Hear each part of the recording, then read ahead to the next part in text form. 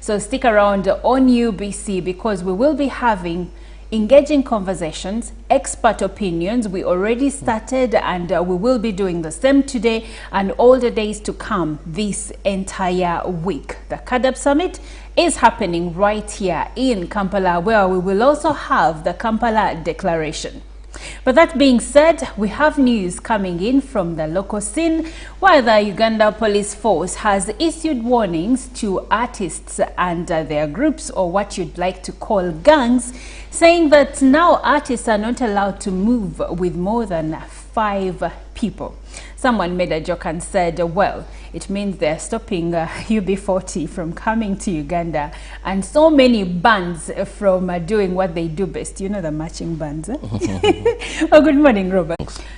I need a breath. One day at a time. One day at a time, yeah. How are you, her viewer? Good morning and thank you so much for waking up with us. We are excited because yet again we are going to be hosting another big summit. Now this is the CADAP 2025 Kampala Summit that will be running at Speak Resort Munyonyo. Just like my sister here mentioned, already about 10 presidents have confirmed presidency, and this is a very, very important summit, I must say, Olive, because most of Africa's population is into agriculture.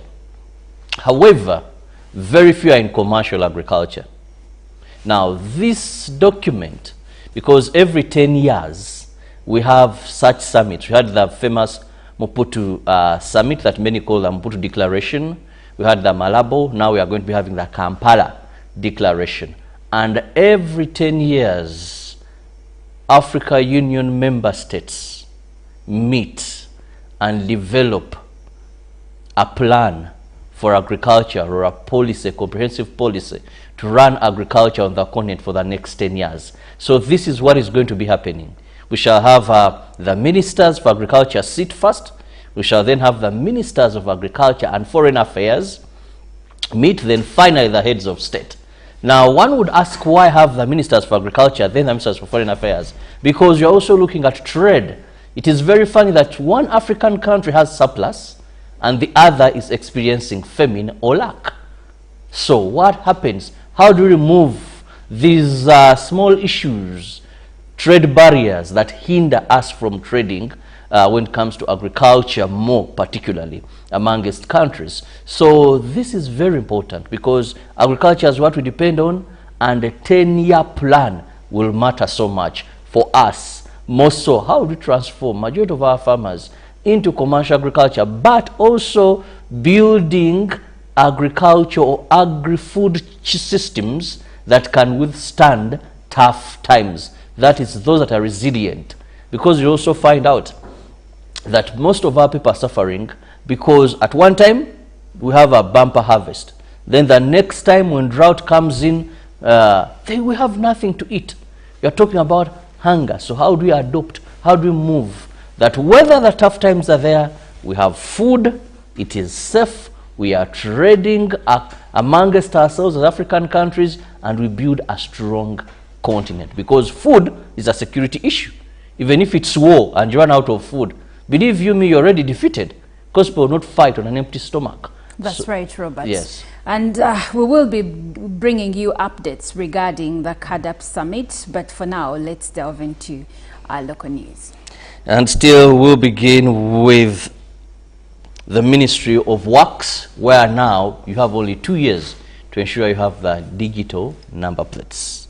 Now, issuing of digital registration plates for private and public motor vehicles in the country commenced.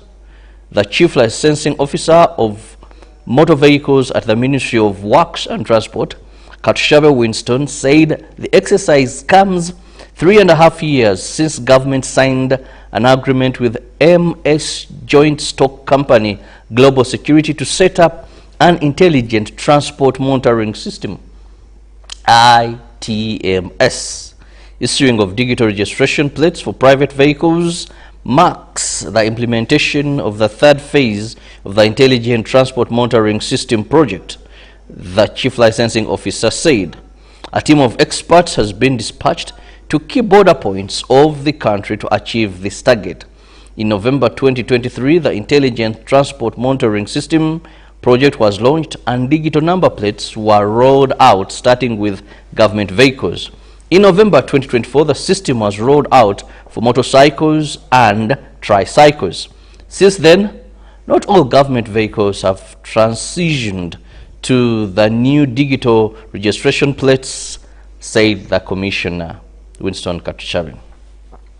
The Inter-Security Agency have prohibited musicians from traveling with gangs and advised them to move with not more than 5 people. Police spokesperson for Kampala Metropolitan, Patrick Onyango, told the media in Kampala that collaboration with security and stakeholders in the music industry will minimize violence. The security directive in the music industry aims to address the violence that occurred during concerts over the recent festive season. The directive prohibits musicians from traveling with gangs. In the regulation, artists are limited to moving with only 5 people, and all events must be secured by police with additional support from private security. In response to claims of police protection for Patrick Murana, also known as Alien Skin, during violent incidents, police have denied the allegation. Security officials want all stakeholders in the music industry to collaborate with police to ensure the safer environment for their activities. Now to politics. Forum for Democratic Change party leadership at Katonga is evaluating strategies to engage in elections for the purpose of advancing a peaceful transition. The acting president FDC Katonga, Elias Lukwago, told the media in Kampala that conversations with all forces of change will address this issue of abductions and human rights violations. 2025 is a critical year in Uganda's politics as the country gears for the 2026 general elections.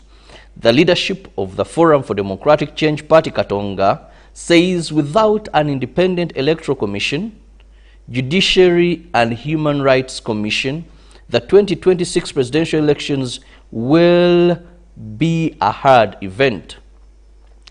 They also evaluate strategies to engage in elections to advance protracted struggle. On dissolving the FDC party by March 2026, Lukwago has given Electoral Commission up to 31st of this very month to issue them with a certificate of registration for their new party, People's Front for Freedom.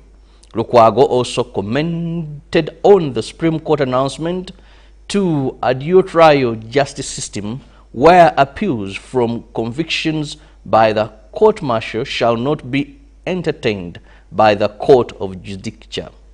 Meanwhile, the party is happy that the lead counsel in the case of Dr. Kizza Besigye from FDC President, that is Martha Karua, from Kenya, has been granted a temporary certificate of practice as the hearing of the case is scheduled to resume today. Finally, from the local scene, National Unity Platform President Robert Kyagulanyi Ssentamu has called upon all party members to actively participate in the upcoming 2026 general elections by contesting for leadership positions at all levels. He emphasized that this is a chance to transform their lives and lives of Ugandans. He said this at a press conference held at the party headquarters in Makerere, Kavule. No president highlighted the country's political journey and need for change. He was addressing members, including some new and members of parliament at the NUP headquarters. He urged NUP members to contest for all seats from village council to national positions. Kyagulanyi reiterated that NUP stands for unity, emphasizing that Uganda is a non-discriminatory country regardless of race, religion or tribe. He warned party members against neglecting responsibility, but in all instead engage with their constituents and attend party meetings.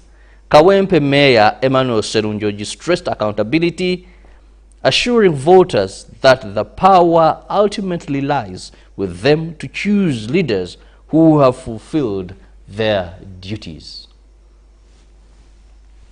Well, now we move on to international news, where Trump Jr. is slated to visit Greenland after father says the United States should own the territory. Donald Trump Jr. is planning to visit Greenland 2 weeks after his father repeated his desire for the United States to take control of the autonomous Danish territory. The U.S. President-elect's son plans to record video footage for a podcast during the one-day private visit, this according to U.S. media reports.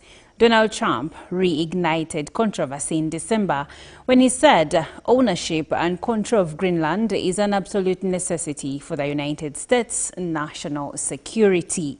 He had previously expressed an interest in buying the Arctic island during his first term as president. Trump was rebuffed by Greenland's leaders on both occasions. "We are not for sale and we will not be for sale," the island's Prime Minister Mute Egede said in December. Greenland belongs to the people of Greenland.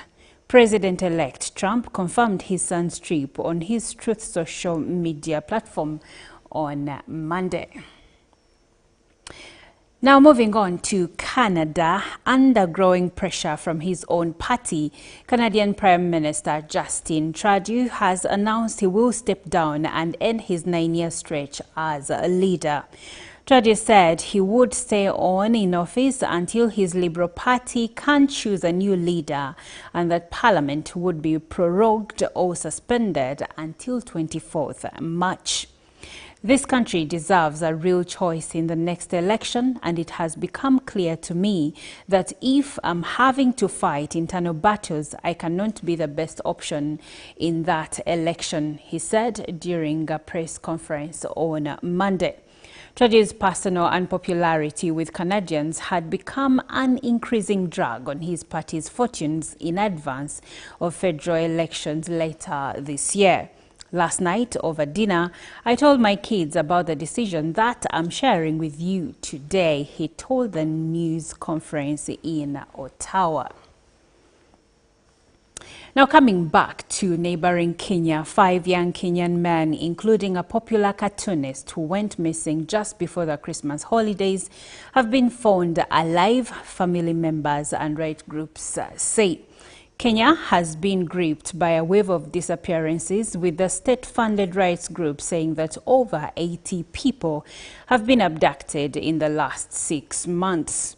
The abductions generally target government critics and are widely believed to be the work of security agents, although the authorities have not admitted responsibility. They began in June last year during the nationwide anti-tax protests, but increased in December when AI-generated photos of the president in a coffin were widely shared. The youth-led protests forced President William Ruto to withdraw a series of planned tax rises and shook his government, leaving his authority badly undermined. Chibet Bull, known for his silhouette cartoon memes, critic of the president, announced his release on Monday afternoon on X to match fanfare. He told his 105,000 followers that he had been dropped off in the town of Luanda, nearly 370 kilometers from the capital, Nairobi, where he was last seen in December. Well, now we come back from Kenya and look at what we have in the newspapers from the countries of Uganda and also Kenya and Tanzania. And we start with the New Vision, which has a headline, Special Varsity for Teachers starts. 2,000 students to be admitted for the first intake next month. Actually, members of parliament decried delay in the cattle compensation. And also looking at some of the pullouts, Besigye case, Karua granted practicing certificates. Ugandans among most reputable Africans. Now we move on to the Daily Monitor with the headline, The Untouchables. NUP leaders have protested what they termed as double standards in the way Section 160 of the Uganda People's Defence Forces Act 2005 is applied. They cite cases of regime-leaning artists being allowed to don military-like attire, while NUP supporters are harassed for doing the same. Now moving on, in the rainbow, pull out your letters, birthday messages, success stories, puzzles, and so much more. But still on the headline in the Monitor, the defense statement says that the Ministry of Defense and Veteran Affairs has noted with concern the increasing number of civilians militarizing that I beg your pardon. Militarizing attires a preserve of the security forces such as berets and army uniform and clothing and so much more.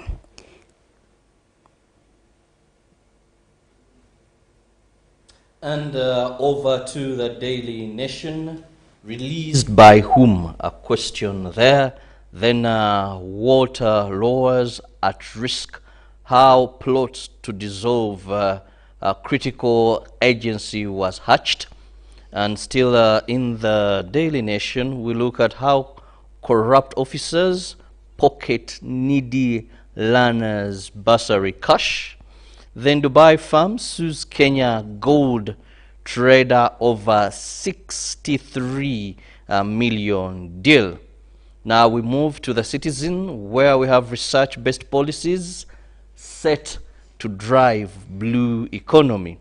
Well, they give you more figures there, how this will be done, and Tanzania's uphill struggle against noise pollution.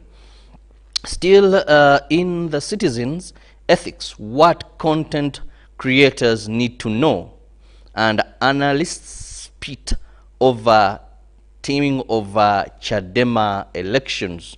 Well, we also have ACT Wazalendo files 51 petitions over local government elections. But don't forget that these and more, you can have the details when you get yourself a copy. Well, thank you so much, Robert. Now we will take a short break and we'll leave you with Chiamo by Charisima. Enjoy.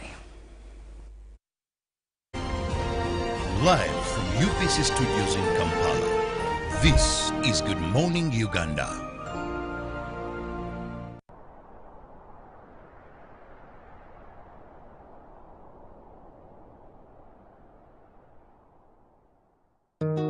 A 10-year strategy and action plan that is aimed at promoting agriculture across the continent, but also fighting hunger and, of course, making sure that we have food or food security for the generations to come. So we'll be bringing you many of those events. We'll be bringing you what will be happening during the summit from the 9th to the 11th. So stick around on UBC because we will be having engaging conversations, expert opinions. We already started and we will be doing the same today and all the days to come this entire week. The CADAP Summit is happening right here in Kampala, where we will also have the Kampala Declaration.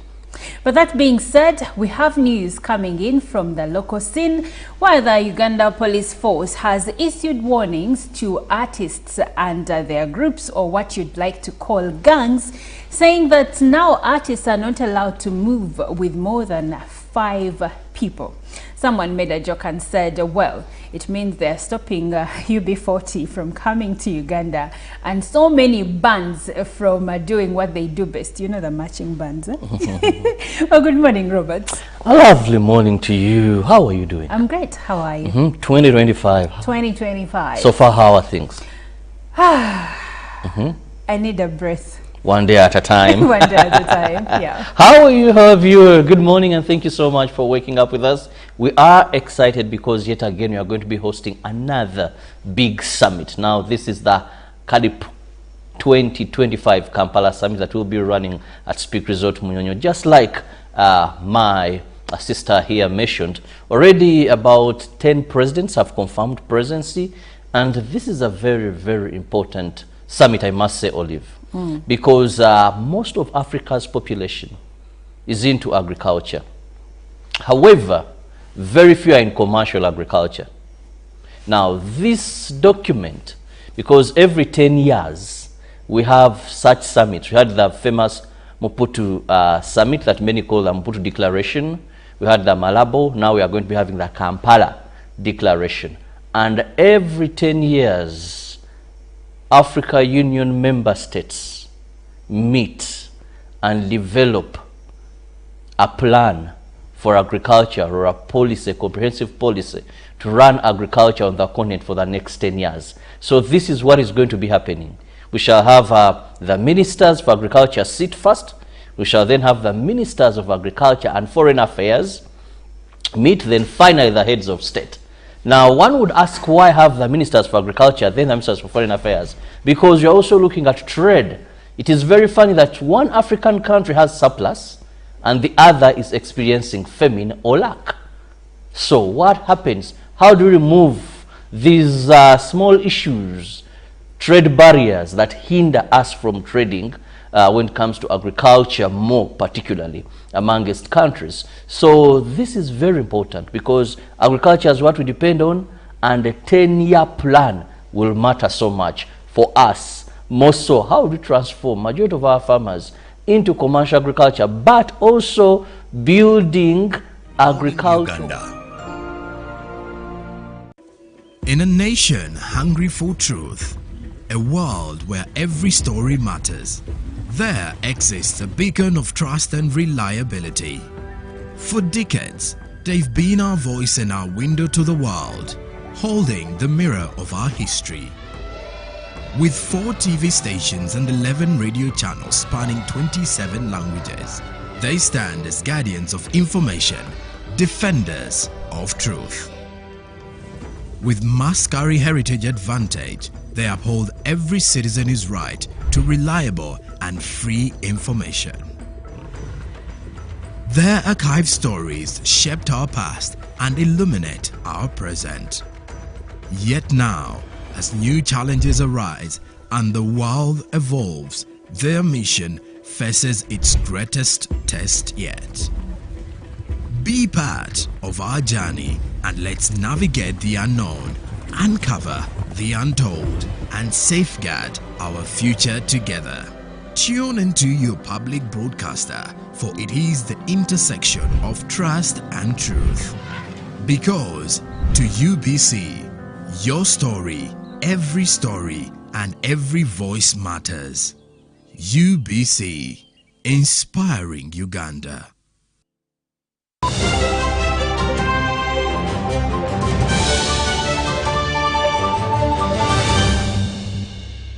Was brought to you by just take a polite loan of 200k to stock on my shop. The signs and symptoms of success. The bank commander, not the bank teller. Why hassle for a loan when you've got MTN Momo? We're sorting it. Use the Momo app or dial *165*5# for all quick loans. Choose from the different loan options from our partners and get one that works for you. Together, we're unstoppable.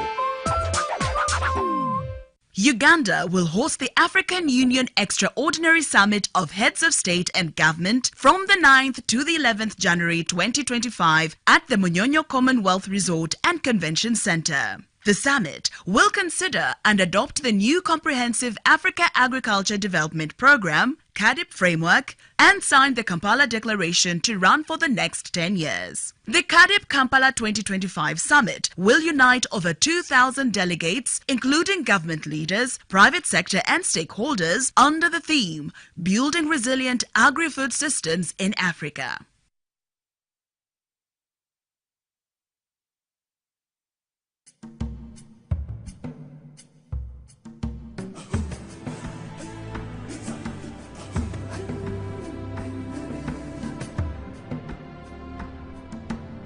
Welcome to Good Morning Uganda, your go-to morning show to kickstart your day with all the latest updates.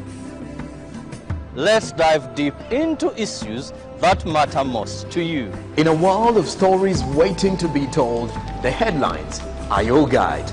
Navigate the currents of news and knowledge with our daily updates of newspapers. Stay informed, stay empowered.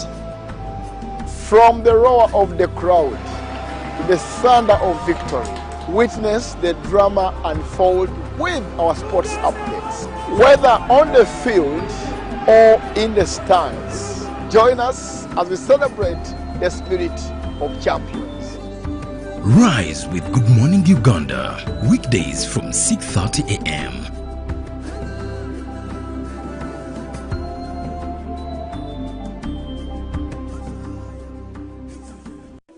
In a nation hungry for truth, a world where every story matters, there exists a beacon of trust and reliability. For decades, they've been our voice and our window to the world, holding the mirror of our history. With 4 TV stations and 11 radio channels spanning 27 languages, they stand as guardians of information, defenders of truth. With Mascari Heritage Advantage, they uphold every citizen's right to reliable and free information.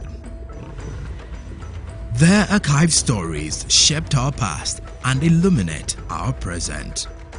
Yet now, as new challenges arise and the world evolves, their mission faces its greatest test yet. Be part of our journey and let's navigate the unknown, uncover the untold, and safeguard our future together. Tune into your public broadcaster, for it is the intersection of trust and truth. Because to UBC, your story, and every voice matters. UBC, inspiring Uganda. Juko. Yo. Wachiko. Check the shopping, man. What's your secret? Uganda, haven't you heard of the parish development model PDM? Yes, I did, but I thought it was just a talk. No, Sebatia. It is real. I and a few friends together formed a circle, accessed money from the PDM, invested in a portrait project, and now things are moving. Juko. I thought I was one of your friends. You are. But you left me behind. I didn't leave you in poverty. What you do, just visit your LC2 chairperson and your parish chief and start the process of economic transformation. Just like that. Okay. The parish development model is an initiative from the government of Uganda through the Ministry of Local Government designed to transform all lives of Ugandans for the better. PDM, my parish, my development, my life. Uganda will host the African Union Extraordinary Summit of Heads of State and Government from the 9th to the 11th January 2025 at the Munyonyo Commonwealth Resort and Convention Center. The summit will consider and adopt the new Comprehensive Africa Agriculture Development Program, CADIP framework, and sign the Kampala Declaration to run for the next 10 years. The CADIP Kampala 2025 Summit will unite over 2,000 delegates, including government leaders, private sector and stakeholders, under the theme, Building Resilient Agri-Food Systems in Africa.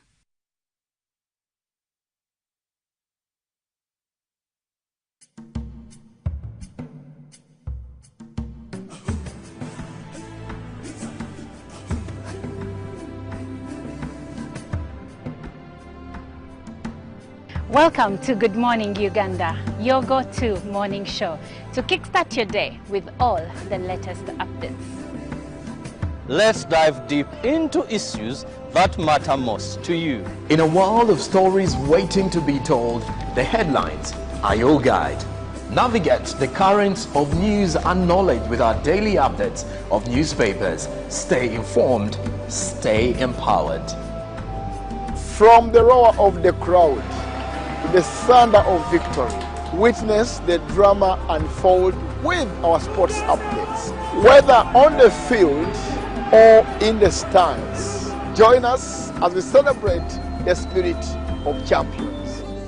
Rise with Good Morning Uganda, weekdays from 6:30 a.m.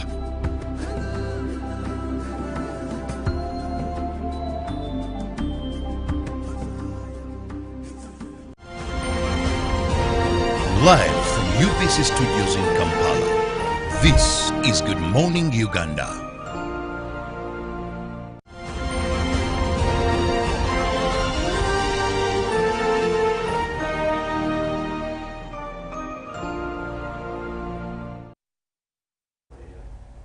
Well, thank you for sticking with us. It is Good Morning Uganda, and the time check is 4 minutes past 7 o'clock on this 7th day of January 2025. My name is Olive Monica Najuma. Now, as the CADAP Summit is taking shape in Kampala, which it will be starting on the 9th to the 11th of January 2025 here in Kampala, we are expecting over 2,500 delegates in our city. We will have leaders from 55 African Union member states. We will have their ministers, especially ministers of agriculture. We will also have farmers and development partners. Now, this year's theme in the summit is building resilient agri-food systems.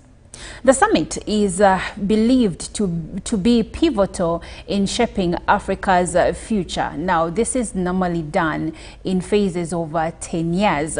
We currently have the Maputo Declaration, and then in Kampala, there will be the adoption and declaration of the Kampala Declaration, which will take 10 years. And after that, there will be another. But now, let's stick to the Kampala Declaration and, of course, what CADAP means to Uganda and the rest of Africa. Why is it important to you, to your food, trade, livelihoods? Those are some of the questions we are going to be answering this morning. And I'll be having a conversation with Jonathan Lubega, who is the Program Officer, Agriculture Trade for Rural Transformation at Siatini. Good morning and welcome. Good morning, and thank you for hosting me once again. Siatini is the Southern and Eastern Africa Trade Information and Negotiations Institute, and we work towards promoting trade, fiscal and investment related policies and practices. And our vision is to shape Africa, Africa, and highlight that Africa's standing at the African continent and the global level is actually prevalent and shining as it is expected to be. This is a great opportunity for us this morning. All right.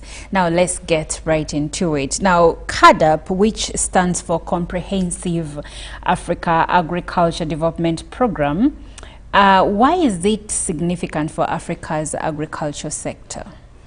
Thank you so much. CADAP, as it is said, it is the Comprehensive Africa Agriculture Development Program, and it is these are flagship policy documents.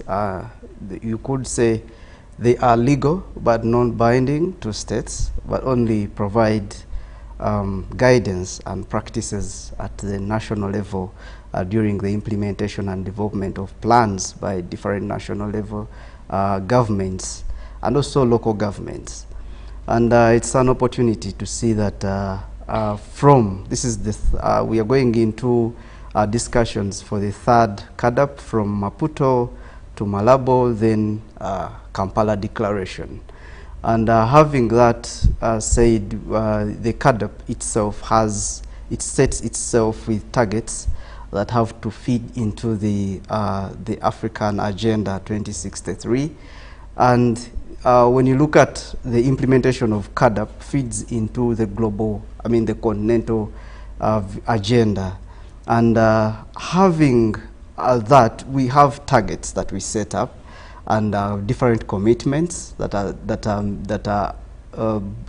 set up by African presidents or delegates and other people into that process, and these help in identifying the ongoing issues.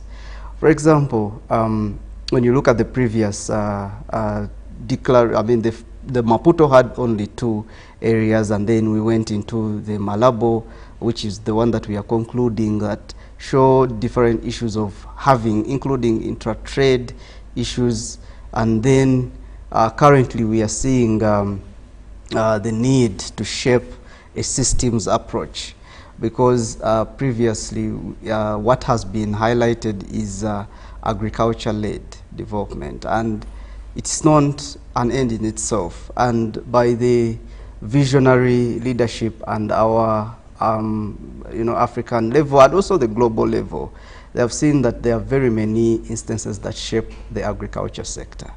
And beyond the agriculture-led, so there is a system of people who are working, production, the labor works, the rights themselves. So you shouldn't only handle and specifically look at it in a Miyagro way, but in its broader aspect. So it is an opportunity for us that we will look into it, and this is the opportune time for Uganda and Kampala itself to shine for the next 10 years. Okay, well, I'm speaking to Jonathan Lubega, who is the Programs Officer, Agricultural Trade for Rural Transformation at Siatini. And we are delving deeper into the issue, which is the CADAP Kampala Summit taking place between the 9th to the 11th of January 2025. Now, after having an understanding why CADAP is significant for Africa's agriculture sector, Jonathan, I would like you to if you may, let us know what does the theme building resilient agri-food systems mean, especially in the context of the current global and regional challenges? Thank you. There are two, if I'm to say, two significant terms or concepts into that theme. Okay. The first is the resilience bit, and then the second being agri-food systems. And talking about resilience in itself, Africa has been subject to shocks. These are in terms of trade shocks, climate change shocks, the geopolitical tension shocks, and how Africa's trading system has been itself a problem. So even when you look at the production, sequence on the food systems, we see there is been lack or even the need to, the global system shaping our food system or environment in an unsustainable or even unresilient way. Or the just jumping onto processes that actually are not in themselves resilient or even sustainable. So this theme is to help us, and if we have discussions that are holistic in nature, talking about the agriculture system and also shaping in itself us being resilient, we need to shape the discussions and targets that are actually alluding to that fact. If we want to have a resilient food system, to what extent can we shape our trading environment? What are the supporting pillars? We have currently the African Continental Free Trade Area that is helping African countries to trade within themselves. Because, for example, we have other blocks. Africa has been mostly a trade, an exporter of raw materials to the developed countries or the global north, where, for example, we have about 65% of our coffee goes to the EU. And whatever issue that is happening at the EU directly affects the African coffee sector. So the question there is, to what extent can we create a resilient, system within ourselves that we can actually manage? So if we have a clear trading environment that will enable trading within African governments on the agriculture, in the agriculture sphere, so we see ourselves fitting and understanding, because the issue is creating ourselves to understand to understand Africa's context, not being shaped by others. This then will create resilience. To what extent are we figuring ourselves into the seed systems? How is Africa adopting its own seed systems? Because the commitments under this, because there is currently the strategy and the action plan that is going to shape the declaration, and it is looking at food sovereignty, and in food sovereignty we need to have seed sovereignty. So these are key components and pillars that we have to look at and emphasize, that if we are to create resilient food systems, we should create our own, or we should build our own seed systems, farming systems, and not only jumping to the other practices that are coming in. And the second limb of the theme talks about the agri-food systems. This I had earlier highlighted, but to go deeper is a food system. It is a vision that was seen as to see and fast track progress. For example, we have, if you have, to bring it to a farm level, if you are a farmer of, let me say, maize, a system looks at the input that you're going to put into that farm garden.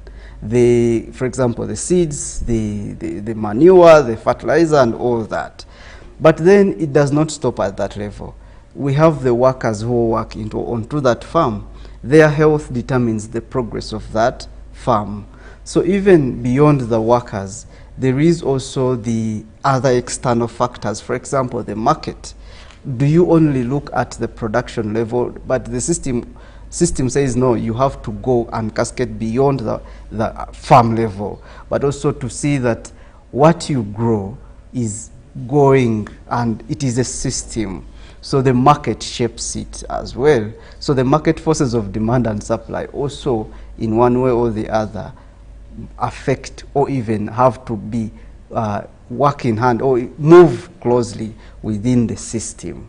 So it is even governance when you look at the political nature. So it's a big component, and it is an opportunity for us to explore it more beyond the CADAP that we are going to have, but also put it into action at the national level in our documents at the national level. Okay, and I do understand that the Ministry of Agriculture actually, before the Kampala Declaration, as the Kampala Declaration was being drafted, they made sure that it aligns with the Agenda 2040 for Uganda. Okay, and now I would like for us to look at challenges in agri-food systems, especially for the case of Uganda. What are the key vulnerabilities facing African agri-food systems today, especially in the case of Uganda? Uganda has its own challenges, and but I first of all commend government. Government is taking all steps. I must say, from planning level, we have the National Planning Authority that is helping us in developing the national development plans. Currently, we are going into the National Development Plan 4, and this document has actually been it's going to be approved soon by Parliament. And it has, flagship programs, including the agro-industrialization program, which has to feed into Uganda Vision 2040. So this Vision 2040 then feeds into the African, Agenda 2063. So these are all, line of engagements, and I also commend the ministry, which has, taken steps in developing all the policy documents. But beyond that, we have several challenges still persist, where, the recent UBOS report and statistics came out, where it is a big problem. 4 over 10 of every person is, facing food insecurity, or even households are still facing, food insecurity levels are still high, the malnutrition rates are still very high, and also the the global the linkage between our food system with the global dynamics is still also a problem. But also beyond that linkage, we have policy burdens that we have. For example, when you look at the CADAP itself, because it's the topic of the day, CADAP implores governments to at least allocate 10% of their budget to agriculture. And Uganda has been itself, below the belt on the 10% commitment. So that is something that has perhaps been that has deterred, effective implementation and also realization of our agenda and strategies towards promoting a sustainable agri-food systems to meet the CADAP agenda. We also have issues of resource constraints that is also in the budget. We have limited private sector, interventions, and these really look at how the private sector investments are taking up the shape in the agri-food systems. Yes, as I highlighted in the National Development Plan, we have the private sector development program, and this is actually looking at having inclusive, and also building a resilient private sector and taking up shape into this development agenda. But the private sector inclusion is limited because of a number of factors. Recently, we have been making a deep dive into the National Budget Framework paper and how it speaks to the program, to the development plan. Yes. And what key challenges that were highlighted was the issues of under private sector. We have, the constraints in resource, acquisition, constraints in, the challenges of the fiscal, policy that is actually constraining the private sector to get involved into these processes. For example, we have many opportunities that the agriculture sector really provides for the Africa, for the population or even the private sector. For example, access to credit and also insurance, but majority of the private sector do not know that these opportunities exist. We also understand that most of the requirements actually are difficult to be met by the private sector. So these are all the constraints that we see that really deters, the progress towards Uganda's, sustainability in the agriculture sector. So these are things that we call upon, the government to really take deep attention to, and also see ourselves, be building a resilience system. But also we have, other issues. I may mention them many. We have the geopolitical tensions. You realized we have the Israel-Gaza, we have the Ukraine-Russia war, yet Ukraine is one of the producers of wheat, and you realize African, continents or even other African countries rely on wheat from such countries, and if that production is reduced, then Africa is going to suffer at large. So these are issues that we want the CADAP to really focus on, to see that we enhance investments within ourselves, as Africa, and also hold due everyone who is charged with any action to be held accountable.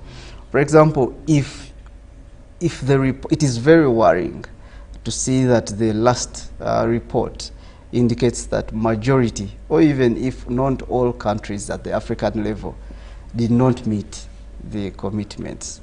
So it is a problem. We do not have any, any ground to say, okay, which country can you be a benchmark for those that are below the belt. There wasn't any? There wasn't any. Of all 55? Yes, so it is a challenge. But, you know, but we have, you know, progress, and it is highlighted within the report that we have countries like Rwanda are doing well in their progress towards meeting the CAADP, but also it is still below. So we need to up the game and also help more those countries that actually, for example, Rwanda's case, if Rwanda is progressing well towards the CAADP, so we should help Rwanda so much so that it can be an example to those that are below. How exactly is it supposed to be helped, given that the other countries, for instance, let's say Uganda and others under under these CAADP declarations, if they are below the belt that they are expected to, you know, provide the 10%, how are they supposed to help another country to get there? No, we have, you know, the CAADP, and it is the CAADP is not. It's not a document that does not have a holding. It is held by the African Union, and the African Union is the one that really, you know, helps us shape. Yes, we may say that there is no actual government, that this is the African Union, yes, but it's still a government. I mean, still rather a platform, which if the African Union is setting itself to sit, to discuss and deliberate on the next 10 years.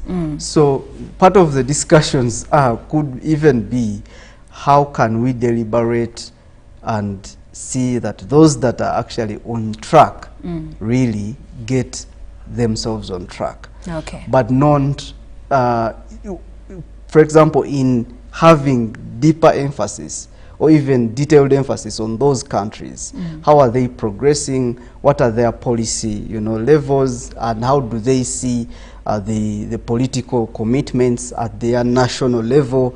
You know, having documents is one thing, but also implementation is the other. Could it be the issue of implementation?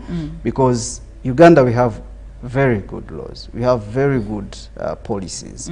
But the only challenge is implementation. So we need to see that the AU in this discussion helps African countries to actually flag out those critical issues and those critical elements that each African country has to do for them to get out of the below the belt, and also to help us meet the 10-year strategy.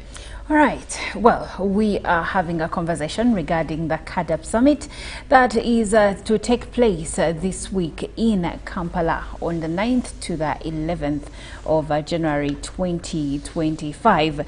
And I'm speaking to Jonathan Lubega, who is the Programs Officer, Agricultural Trade for Rural Transformation at Siatini.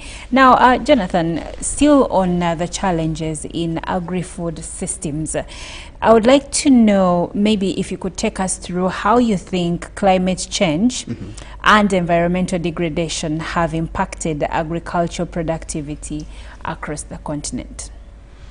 First of all, the issue of climate change is a global issue, and it is, you know, there are many discussions that are being conducted into seeing that African countries, or even the global level, is meeting, you know, is being climate resilient, and to avoid the climate shocks.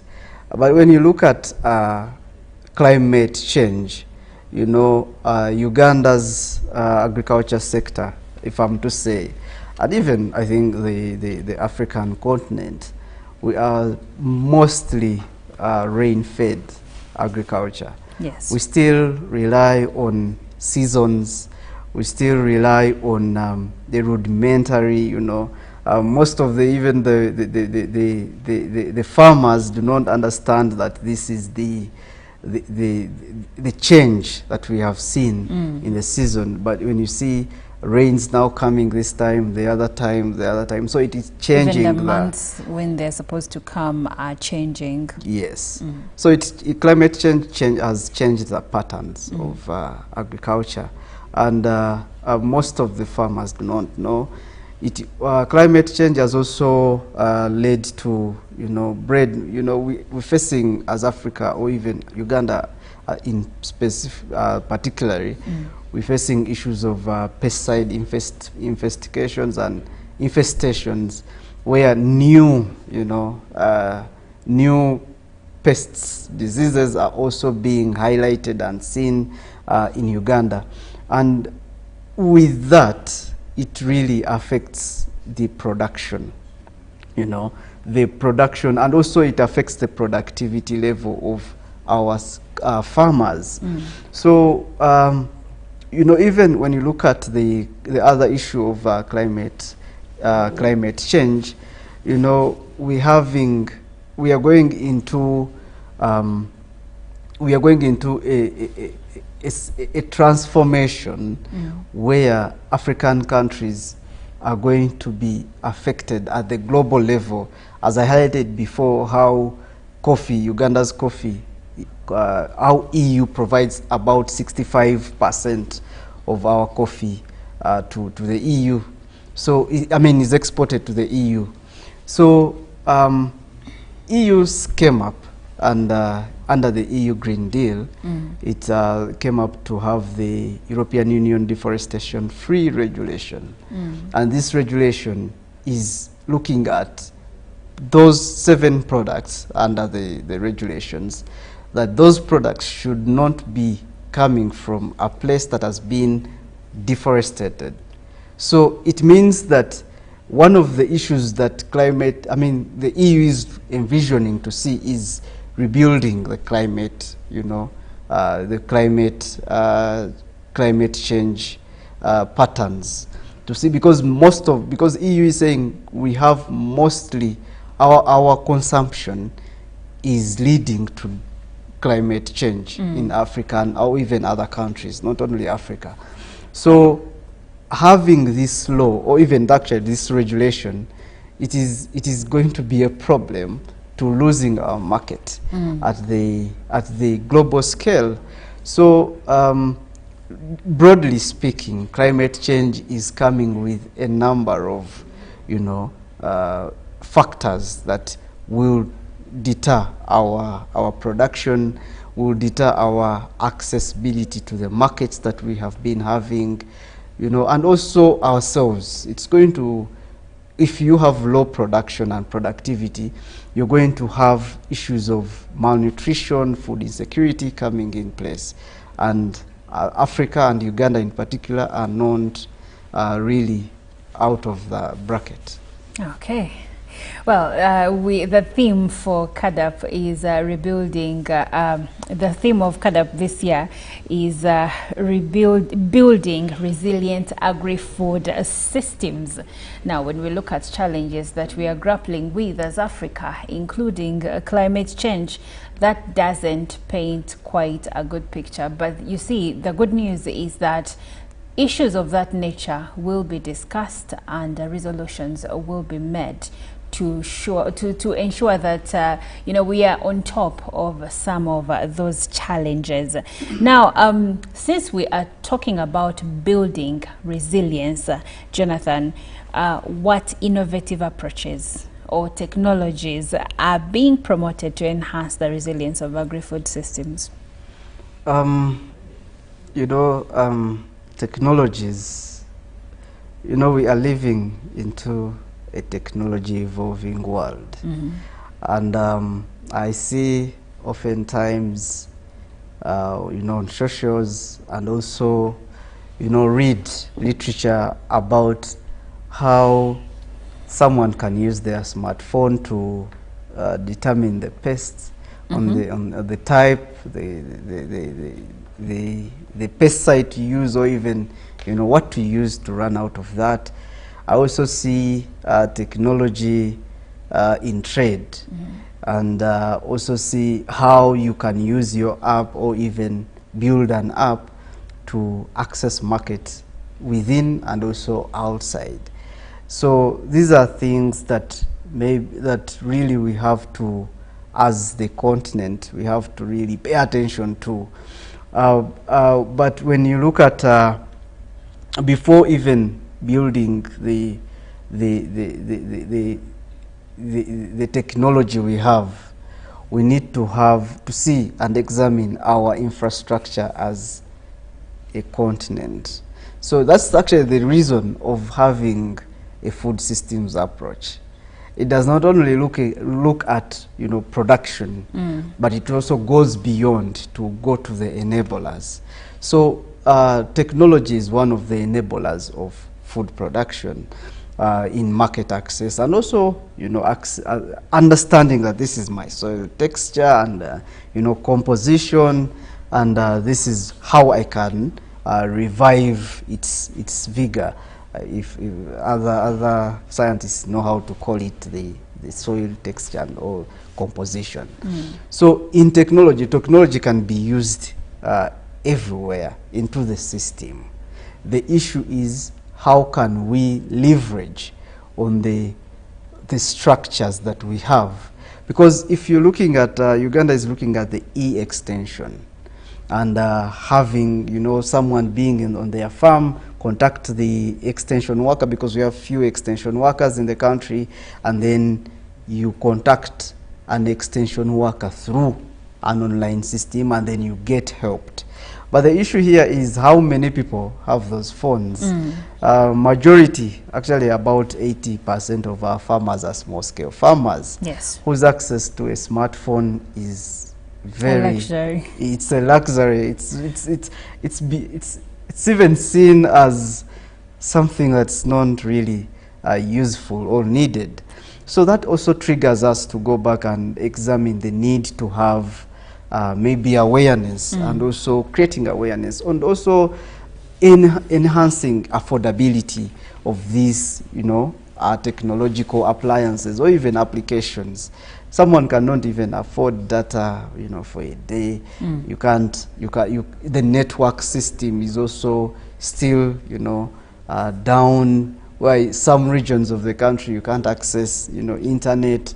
So these are things, and if we are talking about technology, it should be, and I have to go back to CADEP. CADEP through the national policies should focus on, from the grassroots.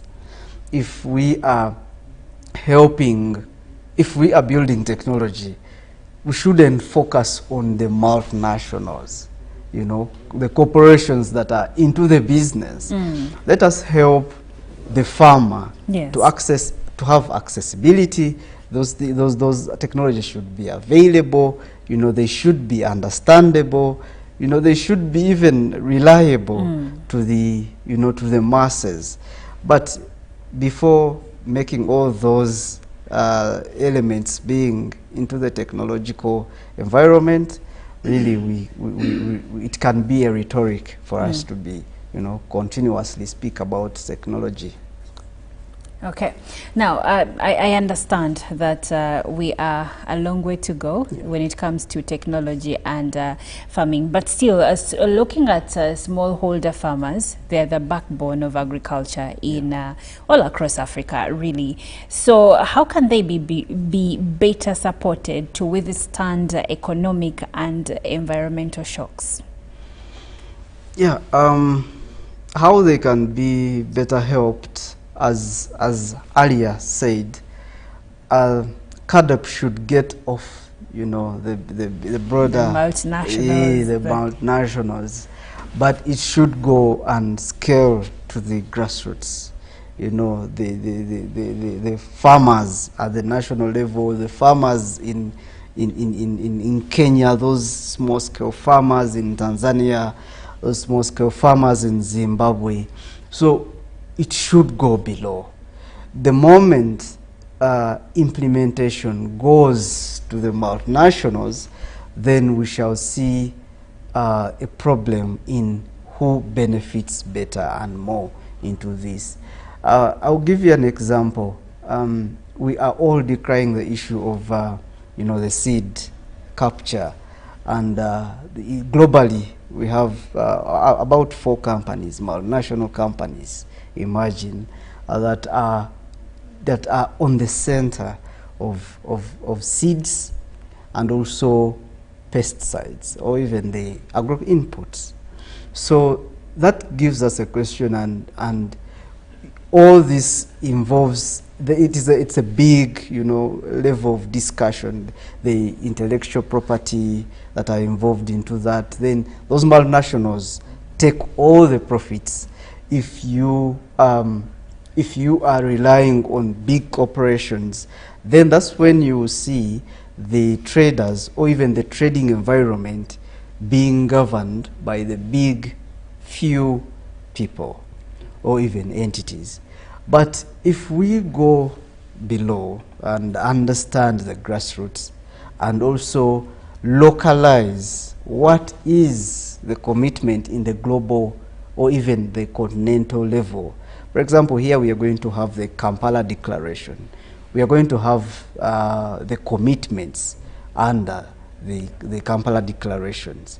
Then we should incorporate and localize those commitments into the national documents. Then from incorporating them, then we go below for the people to understand. That is now implementation of those policies and laws. So beyond having the commitments, the low level, as we could say, the low level or even the farmers should understand these commitments. This is through the national documents. But with all the, the understanding, small-scale farmers, we have in this recent, as I highlighted, we have the African Continental Free Trade Area that is helping, Africa to trade as a bloc, intra-trade within the African continent. So, but also we should then enable the small-scale farmers understand what are the requirements for you to trade in the African Continental Free Trade Area. What are the requirements? Our government should go below and enable these small-scale farmers into business. We have a glaring issue of, low value products. Africa, we have been majorly an exporter of raw materials. So you export a raw material, or you export a raw product, if I'm to say. For example, we export raw coffee, and then that coffee comes back as a powdered form in our supermarkets, and then we purchase it at a relatively higher price than the price at which we sold, let's say, a kilo of coffee in its raw form. Yes. Okay. So it really gives us, it makes us really, it puts us into a deficit situation. But having an enabling environment for the small-scale farmers to add value to their products, and also to understand that these are the market demands, and also to enable domestic, not only because most of the people we are looking at, production for export, production for and export, raw materials, but domestic consumption and adding value to those domestically produced products. Well, thank you so much, Jonathan Lubega. Jonathan Lubega is the Program Officer, Agricultural Trade for Rural Transformation at CRTINI. Thank you so much for coming through. Thank you so much for hosting me, and we are looking forward to a 10-year period calling the Kampala Declaration. All right. Well, the Comprehensive Africa Agriculture Development Program, also known as KADAP, is taking shape here in Kampala. It will be starting on the 9th to the 11th of January 2025. But conversations regarding the same have already started, and you will catch all the details regarding the event and all necessary updates here on Uganda Broadcasting Corporation. Now, let's take a short break. Stick around. We'll be right back.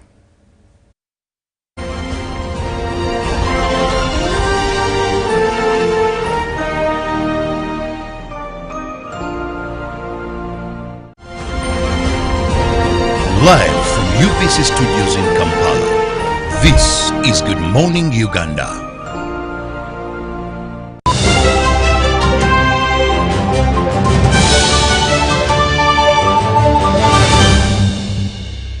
Was brought to you by Just take a polite loan of 200k to stock my shop. The signs and symptoms of success. The bank commander, not the bank teller. Why hassle for a loan when you've got MTN Momo? We're sorting it. Use the Momo app or dial *165*5# for all quick loans. Choose from the different loan options from our partners and get one that works for you. Together, we're unstoppable. In a nation hungry for truth, a world where every story matters, there exists a beacon of trust and reliability. For decades, they've been our voice and our window to the world, holding the mirror of our history. With 4 TV stations and 11 radio channels spanning 27 languages, they stand as guardians of information, defenders of truth. With Mascari Heritage Advantage, they uphold every citizen's right to reliable and free information. Their archived stories shaped our past and illuminate our present. Yet now, as new challenges arise and the world evolves, their mission faces its greatest test yet. Be part of our journey and let's navigate the unknown, uncover the untold, and safeguard our future together. Tune into your public broadcaster, for it is the intersection of trust and truth. Because to UBC, your story, and every voice matters. UBC, inspiring Uganda. Junko. Yo. Wachiko. Check the shopping, man. What's your secret? Uganda, haven't you heard of the parish development model PDM? Yes, I did, but I thought it was just a talk. No, Sewatia. It is real. I and a few friends together formed a circle, accessed money from the PDM, invested in a portrait project, and now things are moving. Junko. I thought I was one of your friends. You are. But you left me behind. I didn't leave you in poverty. What you do, just visit your LC2 chairperson and your parish chief and start the process of economic transformation. Just like that. The parish development model is an initiative from the government of Uganda through the Ministry of Local Government designed to transform all lives of Ugandans for the better. PDM, my parish, my development, my life.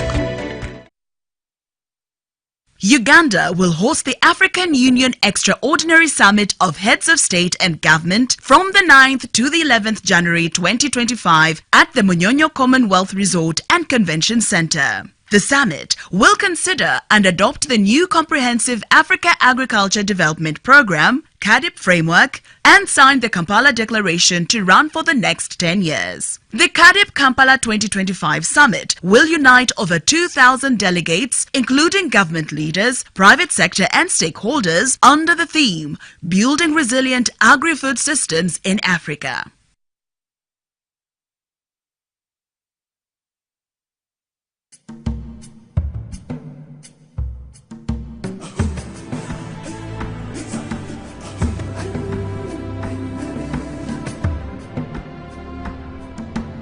Welcome to Good Morning Uganda, your go-to morning show to kickstart your day with all the latest updates.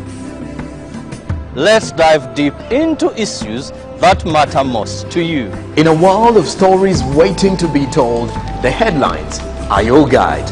Navigate the currents of news and knowledge with our daily updates of newspapers. Stay informed, stay empowered.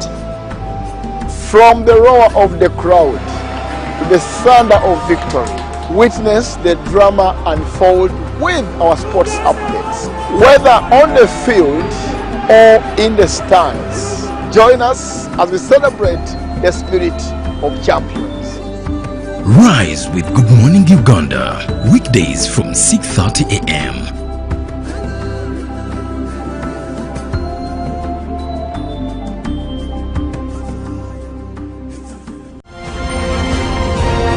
Live from UBC Studios in Kampala, this is Good Morning Uganda.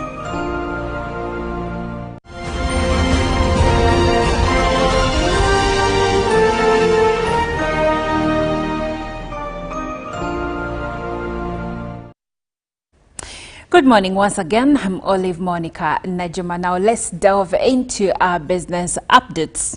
The Institute of Certified Public Accountants of Uganda has released the results of the December 2024 Public Accountants examinations, reporting an average pass rate of 51%.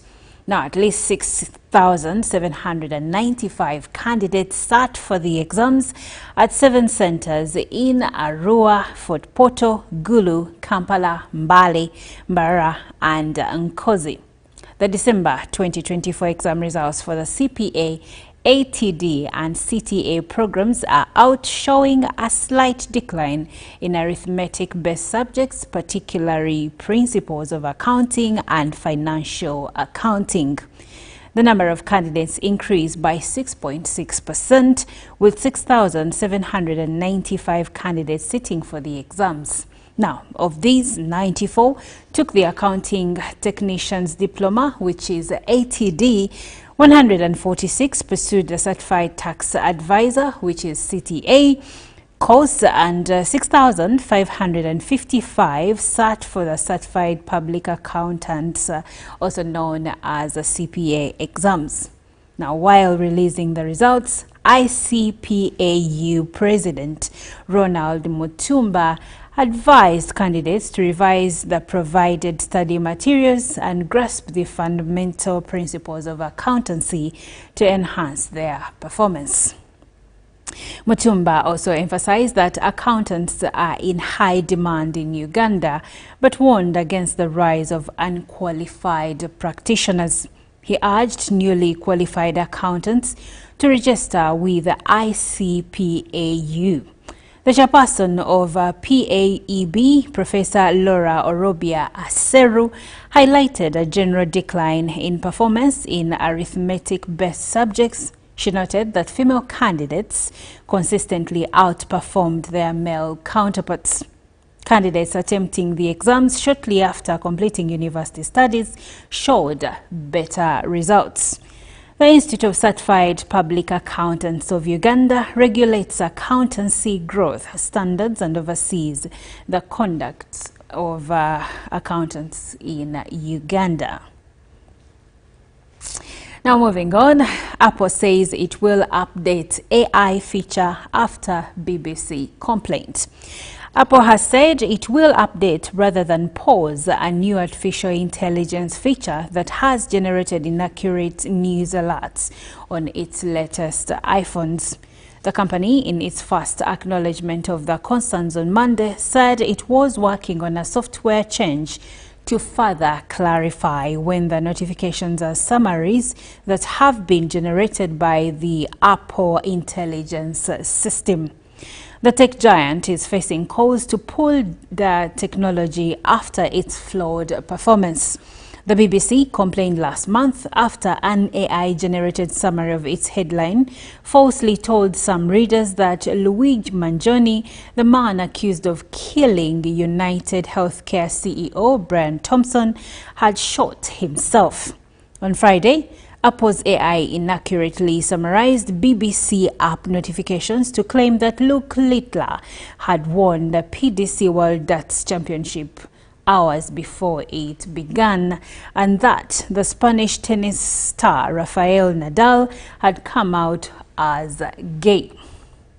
This marks the first time Apple has formally responded to the concerns voiced by the BBC about the errors, which appear as if they are coming from within the organization's app.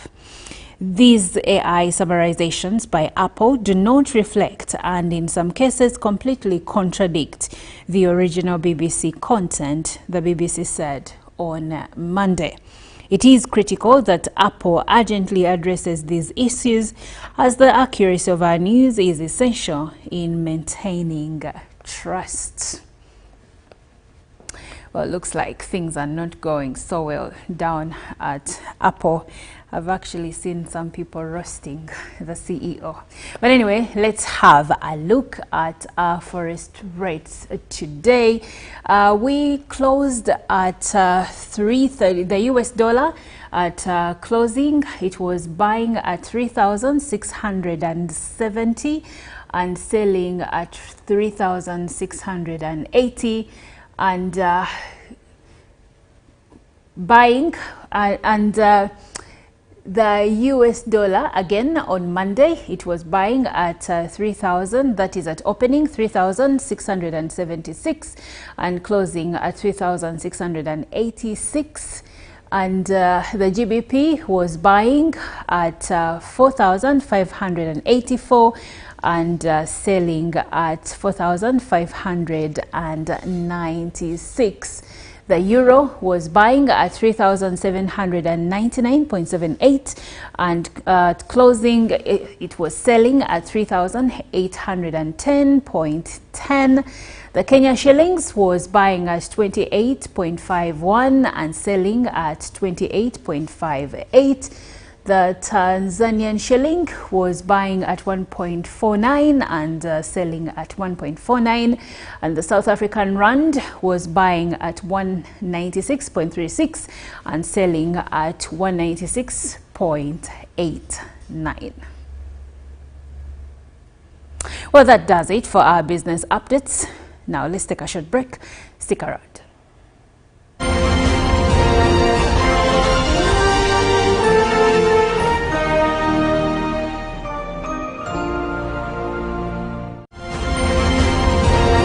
Live from UBC Studios in Kampala, this is Good Morning Uganda.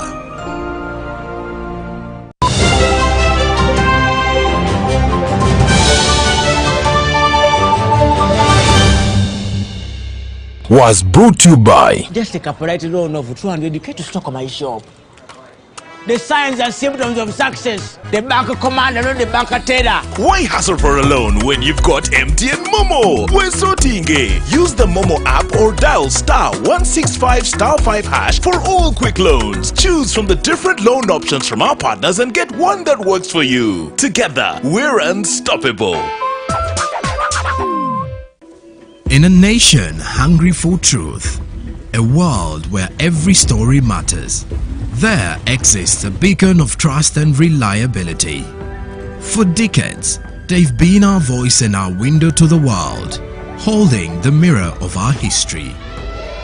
With 4 TV stations and 11 radio channels spanning 27 languages, they stand as guardians of information, defenders of truth. With Mascari Heritage Advantage, they uphold every citizen's right to reliable and free information.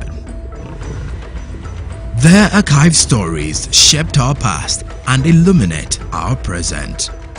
Yet now, as new challenges arise and the world evolves, their mission faces its greatest test yet. Be part of our journey and let's navigate the unknown, uncover the untold, and safeguard our future together. Tune into your public broadcaster, for it is the intersection of trust and truth. Because to UBC, your story, and every voice matters. UBC, inspiring Uganda. Seems to me now that the dreams we had before are all dead, nothing more. The holiday table is set. Steam rises from freshly prepared dishes. Family photos line the walls, but one chair remains empty. An empty chair that wasn't supposed to be empty today. All because someone thought arriving 5 minutes earlier was worth speeding through that last corner.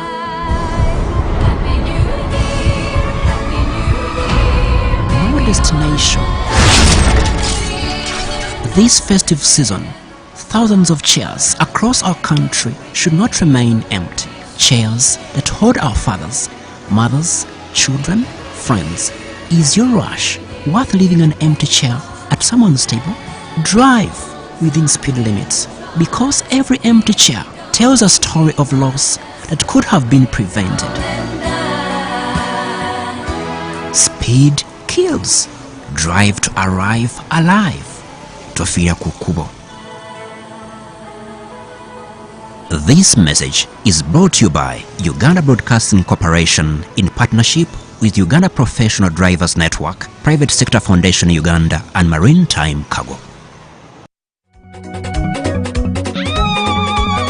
Enteekateeka ya Parish Development Model eyatongozebwa mu 2022 ng'omukulembeze w'eggwanga Yoweri Kaguta Museveni yagitongoza enayambyeko nnyo okujja abantu mu waavu n'okutumbula enkulaakulana y'ebitundu eby'enjawulo okusinziira ku mutendera gw'emiruka era ng'enteekateeka eno yakateekebwamu ensimbi za Uganda eziri eyo mu triliyoni emu n'ensimbi endala ezigwamu era nga SACCO $500 ze zaakaganyulwa mu nteekateeka eno nga bagijjumbidde bawerera ddala akakadde kamu mu $3 mu 2083 okwetoola ebitundu by'eggwanga eby'enjawulo. Gavumenti ku lw'ensonga eno yeebaza abantu bonna abataddeyo omwoyo ne muteekesa mu nkola enteekateeka ya Parish Development Model era ng'eyambyeko okuyitimusa abantu okuva ku nkola ey'okukolerera olubuto lwokka. Kati bannayuganda mwenna mukubirizibwa okwenyigira mu nteekateeka eno n'enteekateeka zonna endala eziba zireeteddwa gavumenti okukulaakulanya abantu baayo. Mwebale nnyo, mwebalire ddala.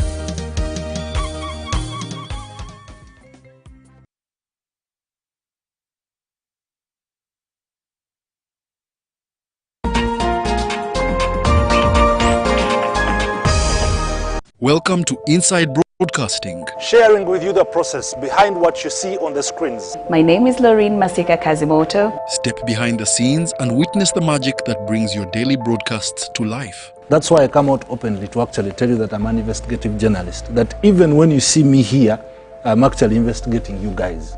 So you should be aware about that. Experience the hustle, the heart, and the human stories of our on and off-air staff. I see my phone ringing and I'm like, ooh, which number is this? I hear the president on the other line. The president of the Republic of Uganda. Of Uganda, yes. Be inspired, amazed, and part of the journey that powers Uganda's most captivating TV and radio moments. Because good broadcast comes down to an individual. They should be artistic. This is Inside Broadcasting. Inside Broadcasting. Inside Broadcasting with Mark Wadillo.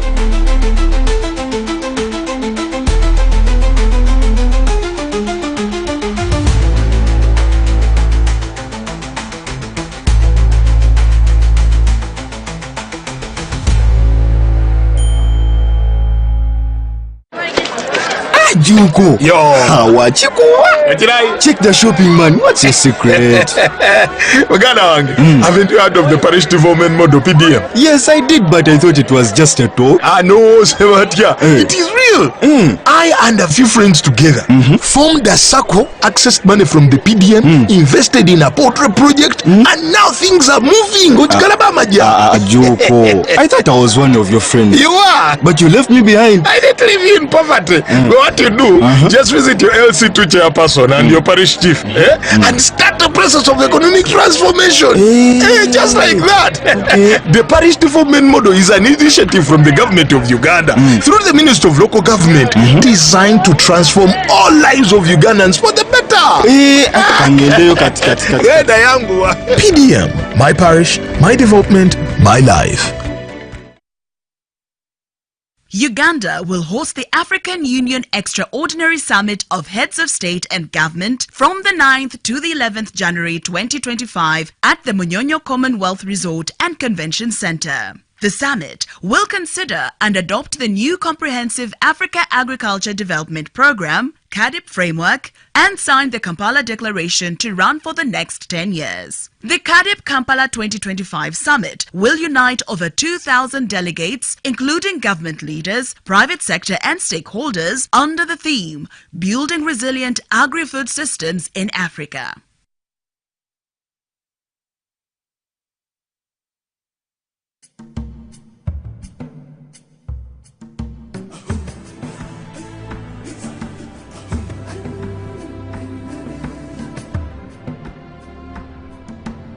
Welcome to Good Morning Uganda, your go-to morning show to kickstart your day with all the latest updates.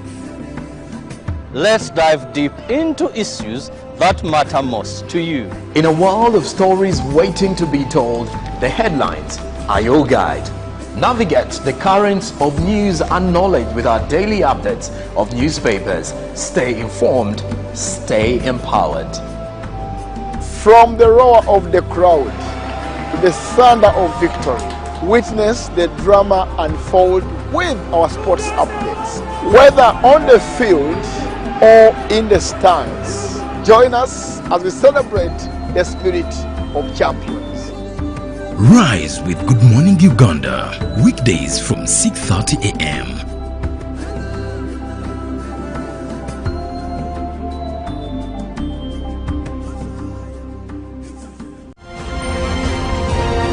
Live from UBC Studios in Kampala, this is Good Morning Uganda.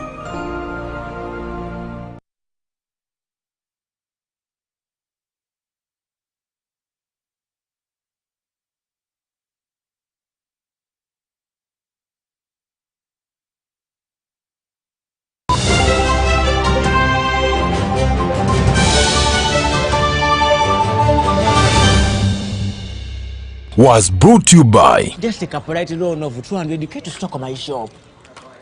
The signs and symptoms of success. The bank commander, not the bank teller. Why hassle for a loan when you've got MTN Momo? We're sorting it. Use the Momo app or dial *165*5# for all quick loans. Choose from the different loan options from our partners and get one that works for you. Together, we're unstoppable. In a nation hungry for truth, a world where every story matters, there exists a beacon of trust and reliability. For decades, they've been our voice and our window to the world, holding the mirror of our history. With 4 TV stations and 11 radio channels spanning 27 languages, they stand as guardians of information, defenders of truth. With Mascari Heritage Advantage, they uphold every citizen's right to reliable and free information. Their archive stories shaped our past and illuminate our present. Yet now, as new challenges arise and the world evolves, their mission faces its greatest test yet. Be part of our journey and let's navigate the unknown, uncover the untold, and safeguard our future together. Tune into your public broadcaster, for it is the intersection of trust and truth. Because to UBC, your story, and every voice matters. UBC, inspiring Uganda. Seems to me now that the dreams we had before are all dead, nothing more. The holiday table is set. Steam rises from freshly prepared dishes. Family photos line the walls, but one chair remains empty. An empty chair that wasn't supposed to be empty today. All because someone thought arriving 5 minutes earlier was worth speeding through that last corner.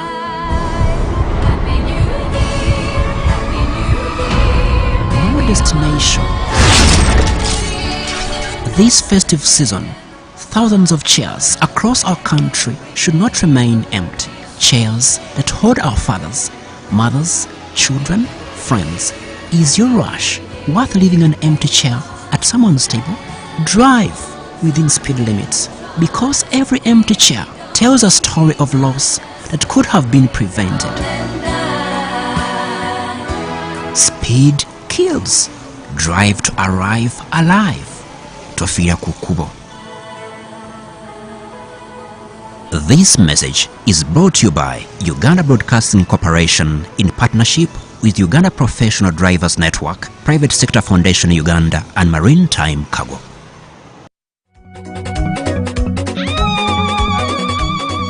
The parish development model launched in 2022 by President Yoweri Museveni to fight poverty and enhance service delivery at the parish level has disbursed over 1 trillion Uganda shillings to more than 10,500 circles, benefiting over 1 million individuals countrywide. The government of Uganda appreciates you for embracing PDM and using it to move away from Okorera Ekida Kyonka. You are encouraged to continue participating in this journey towards socio-economic transformation.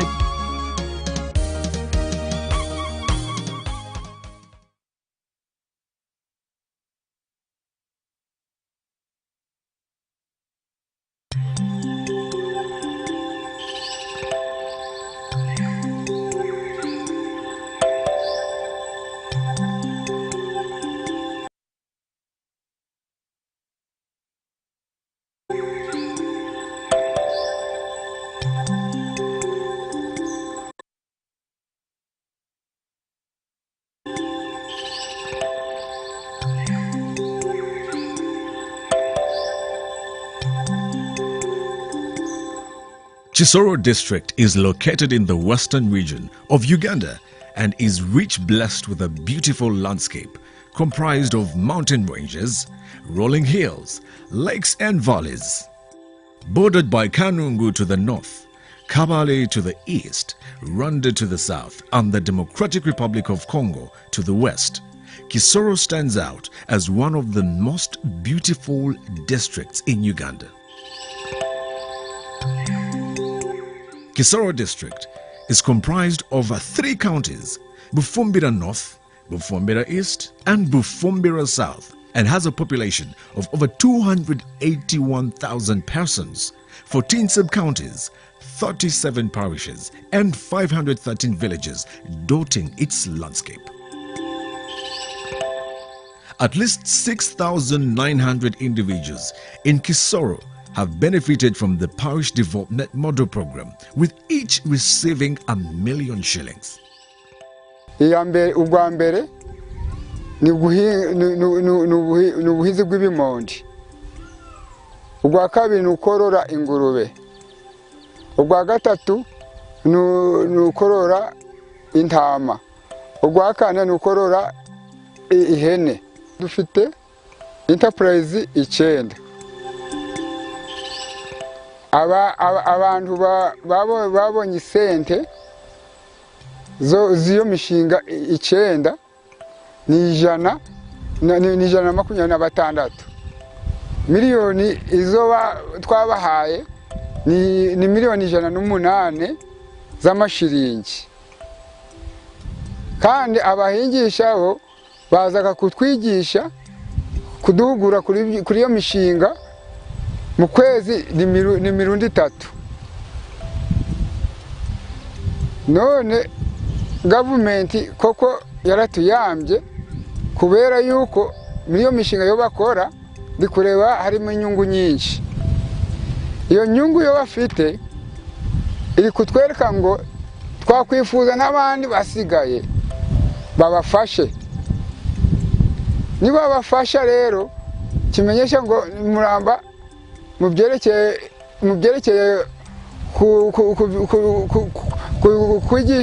kwigisha abana bacu no n'imibereho mu rugo izazamuka.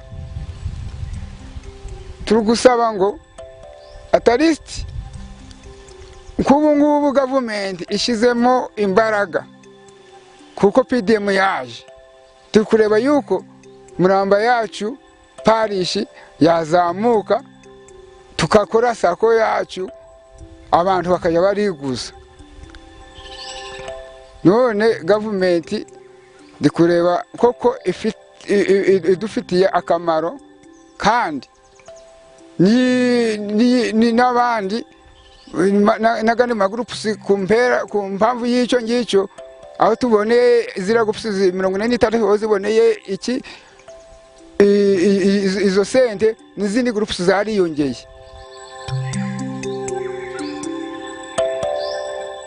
Naguzemo ihene 3, imwe imajiye kubyara, 2 zifite amezi, nuko ndi kuzirikura gutyo hariho n'akandi gashashi nako katari kagira katari kima mu myaka iri imbere nko mw'ubwo bworozi ndimo hari ukuntu nakubakamo itanga nangwa nkaza ndabonamo n'izo kugura igisinde nanga mbe n'agataka nakabona nkakagura nanje nkubaka nkaba neza.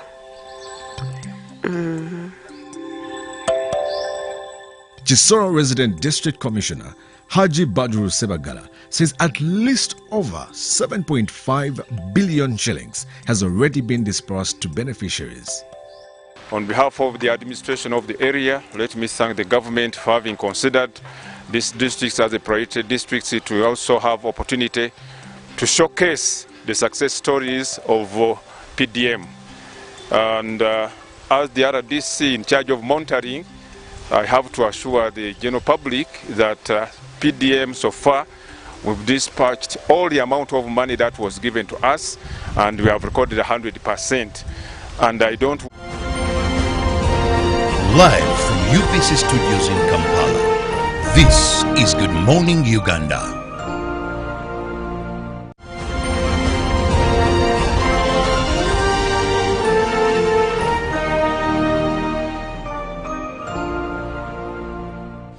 Well, we are back. Thank you for sticking with us. It is Good Morning Uganda, and now it's time for our agenda segment. But we will continue the conversation we were having earlier, that is building resilient agri-food systems. And I am still speaking to Jonathan Lubega, who is the Program Officer Agriculture Trade for Rural Transformation at Siatini. And my name is Olive Monica Najuma.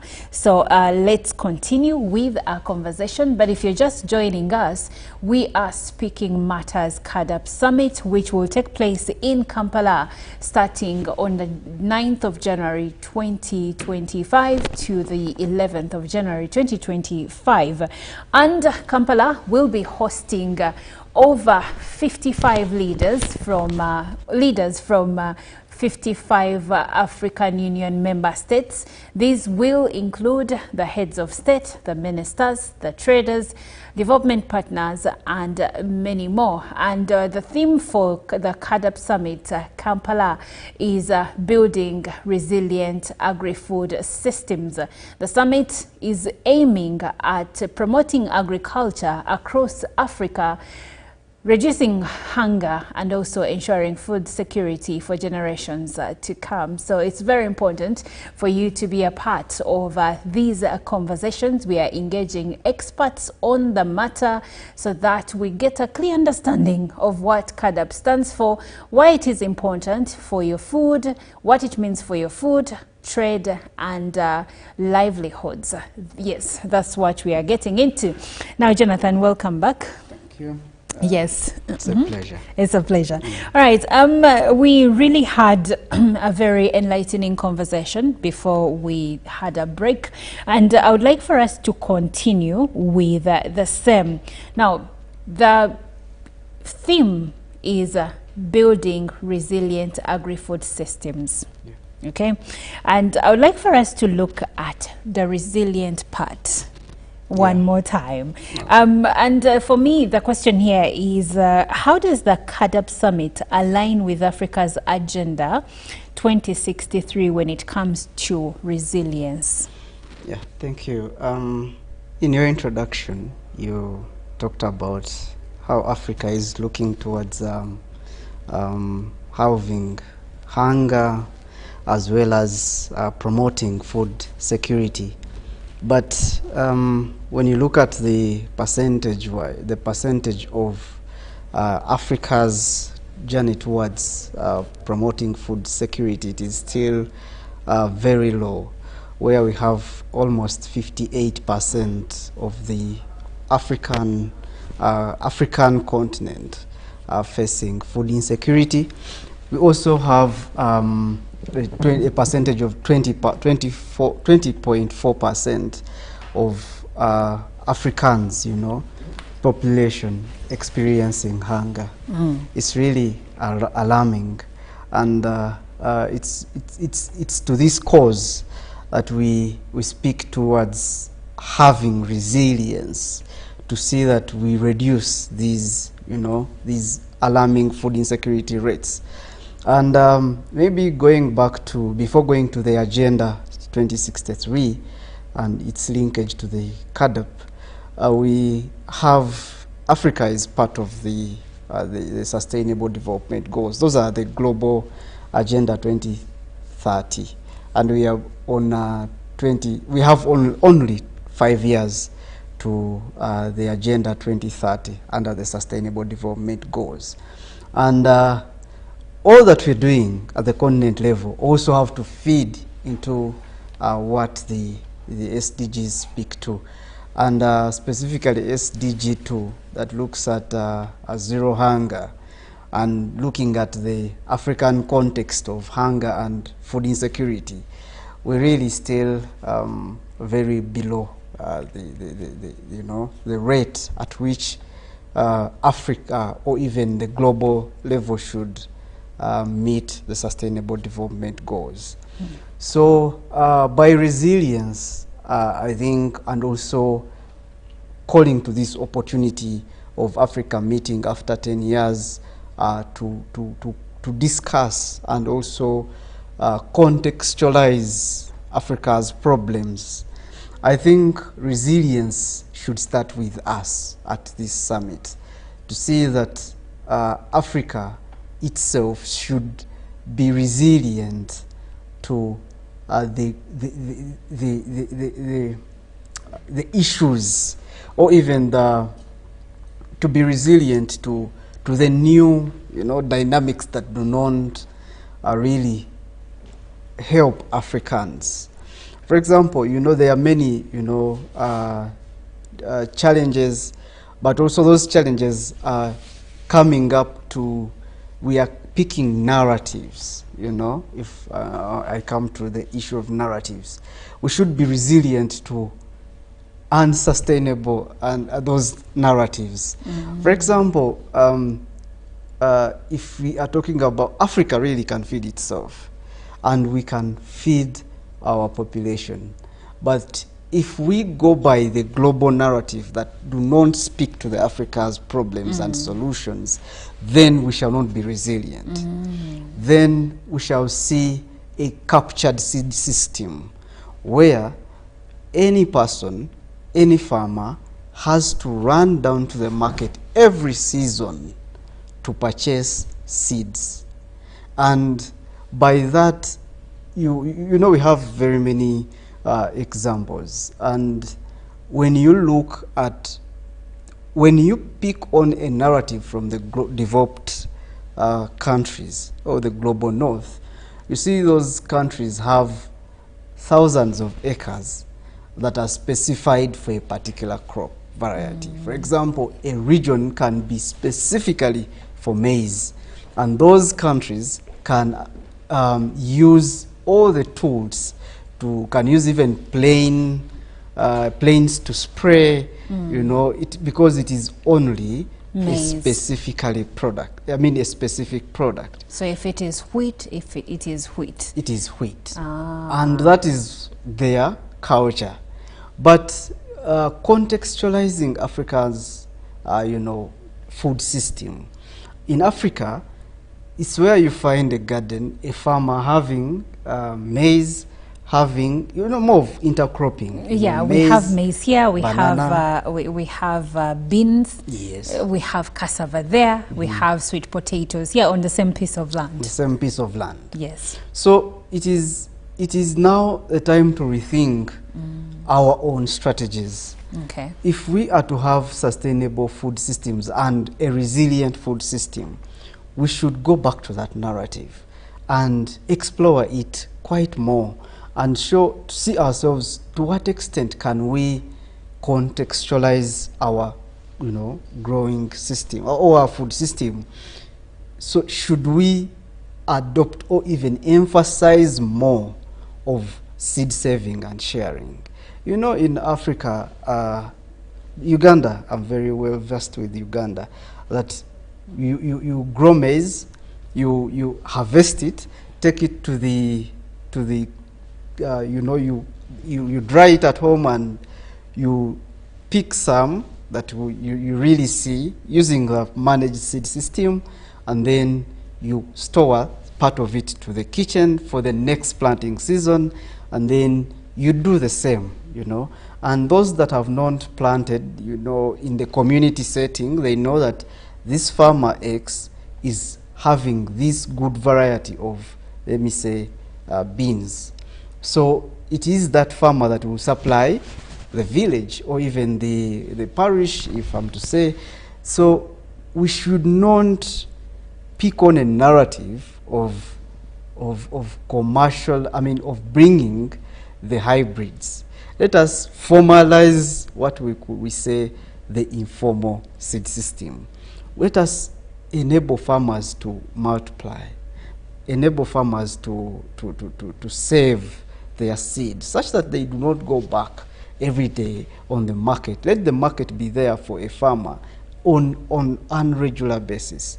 But we should not create an environment, if we want to have a resilient food system, that will be only dependent on the market scales of demand and supply.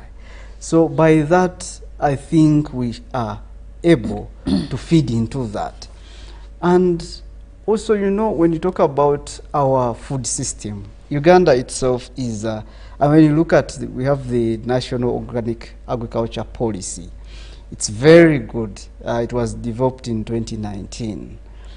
But its implementation and putting into effect the clauses and the requirements under the policy are still below, are not yet, you know, the policy's implementation is low.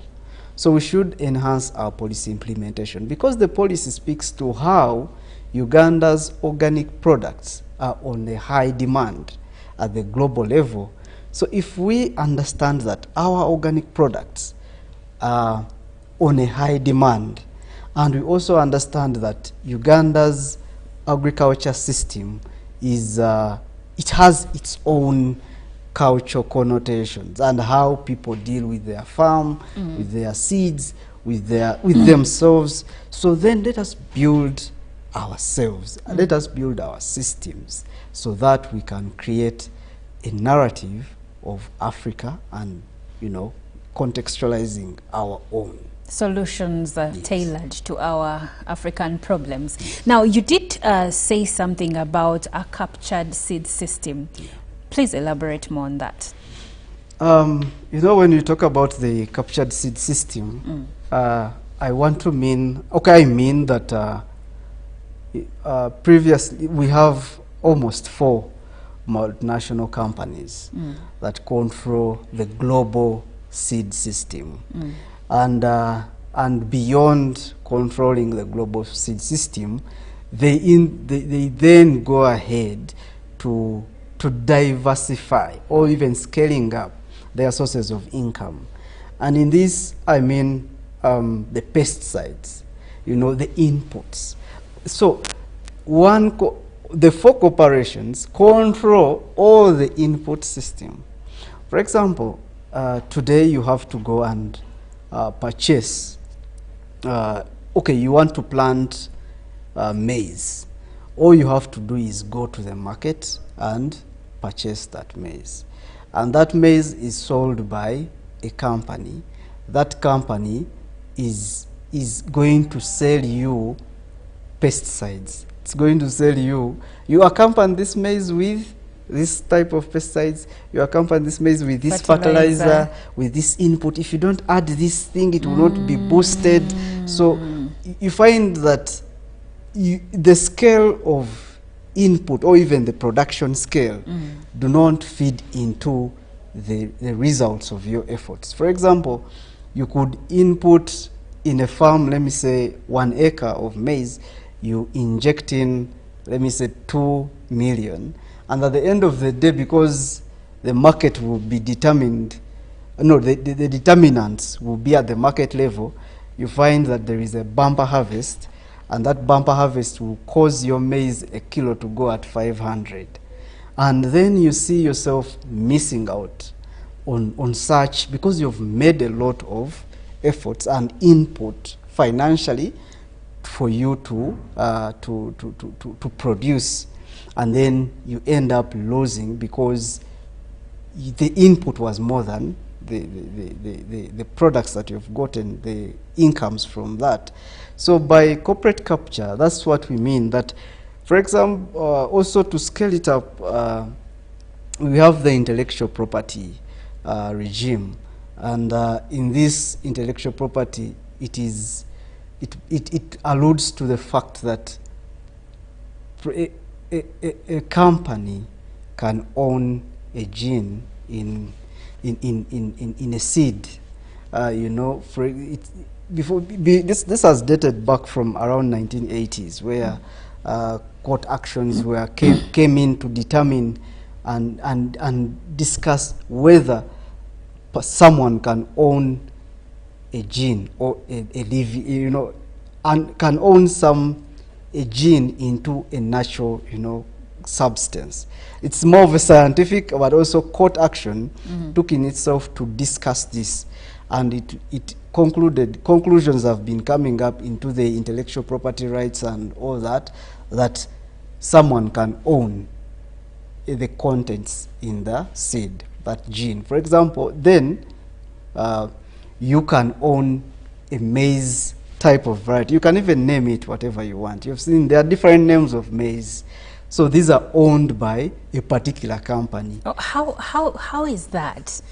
I mean, maize is not made in the lab. No, there is a gene. There is a gene into the maize. Into the maize. Yes. So where does the gene come from? That's now the gene is the artificial, you know, that was developed. It's like an additive. Yes. Okay. That was developed artificially, and court decisions over time have been coming up to question whether someone can own a gene into a natural, you know. Yeah, so that's when we see that you can own a gene into a seed. Okay. And by that, when you go beyond, we have numerous cases that have been decided, and maybe the most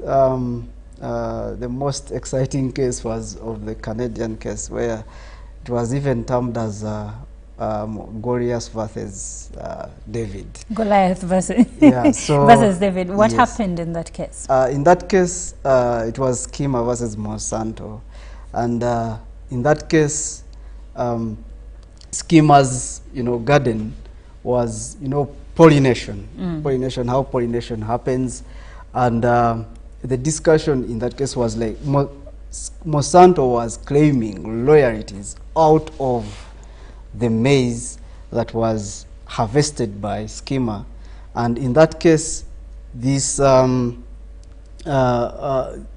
was saying, "I did not buy your seeds," and then court was like, regardless of where the seed comes from or where the gene was transported from, because of cross-pollination, Schema's garden got the genes of the GM genes. So by that, court says that regardless of where the genes come from, you own a property to Monsanto. So so that is now the corporate capture, and the corporate capture comes in ownership. How do you own property? Ownership and loyalties. You have to pay royalty to someone who owns that property. But then, if we embrace our seed systems and naturally, or even building our seed sovereignty, if I'm to be particular, then we can be able to unpack and address our issues in context. Yes. Okay. Well, thank you for sticking with us. We are delving into building resilient food systems, which is the theme of the CADAB Kampala Summit that will be taking place from the 9th to the 11th of January 2025, where we are expecting over 2,500 delegates from over 55 African countries, or 55 African Union member states. So we are having conversation regarding the same. The CADAP summit is an agriculture summit. That's why our conversations are surrounding agriculture, and we are talking about food systems, ensuring food security in Africa. But if you want to bring it down in the case of Uganda. Now, speaking about food, secure food systems in Uganda, we have had cases where at a given point in the year, there is plenty of food. Maybe this could be evidenced, let me put it in a more simpler way. This can be evidenced by the availability of certain produce in different parts of the country at a given period of the year. But then that same year, you will again hear reports that there is food insecurity in some parts of the country, like Karamoja sub-region, to mention but a few. So how do we balance the availability and also make sure that we don't have further reports of food insecurity? Uganda is a food basket. So how are we finding ourselves in a place like that? I think that is an issue that has been discussed over time, and it is, if I'm to put it directly, it is a structural issue, and also the failure to implement the legal provisions of the, starting with the constitution, because in Uganda, everywhere in the world, you know, they are different, the uneven distribution of maybe food. You find that in the western region, there is this kind of bumper harvest of, let me say, bananas in the western region, and you hear there is a bumper harvest in the west, but there is a very alarming high rate of famine in Karamoja, and that gives us really leaves us to question, and okay, how are we going to survive? And these are issues that we shouldn't leave to be not, you know, we need to unpack these issues of food insecurity in all regions, because everyone has to be secure of food as according to the international documents.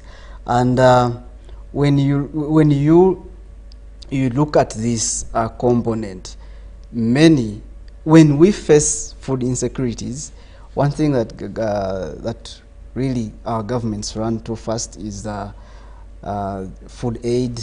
You know, we pack for these people aid, and also the donor agencies coming up. But then how sustainable is that? Because as you speak about food aid, it also now evokes another something else in my mind. We have the refugee situation in the country, and one of the issues the ministry has been complaining about is our inability to feed them. Development partners are pulling out, and we are now extensively finding it hard to feed them consistently. So still going back to the same issue we're discussing, how do you put the two together? Yeah, in fact, that's where I was going, to see that we run to a contingency, fund to secure a number of billions to purchase food for those people who are facing hunger.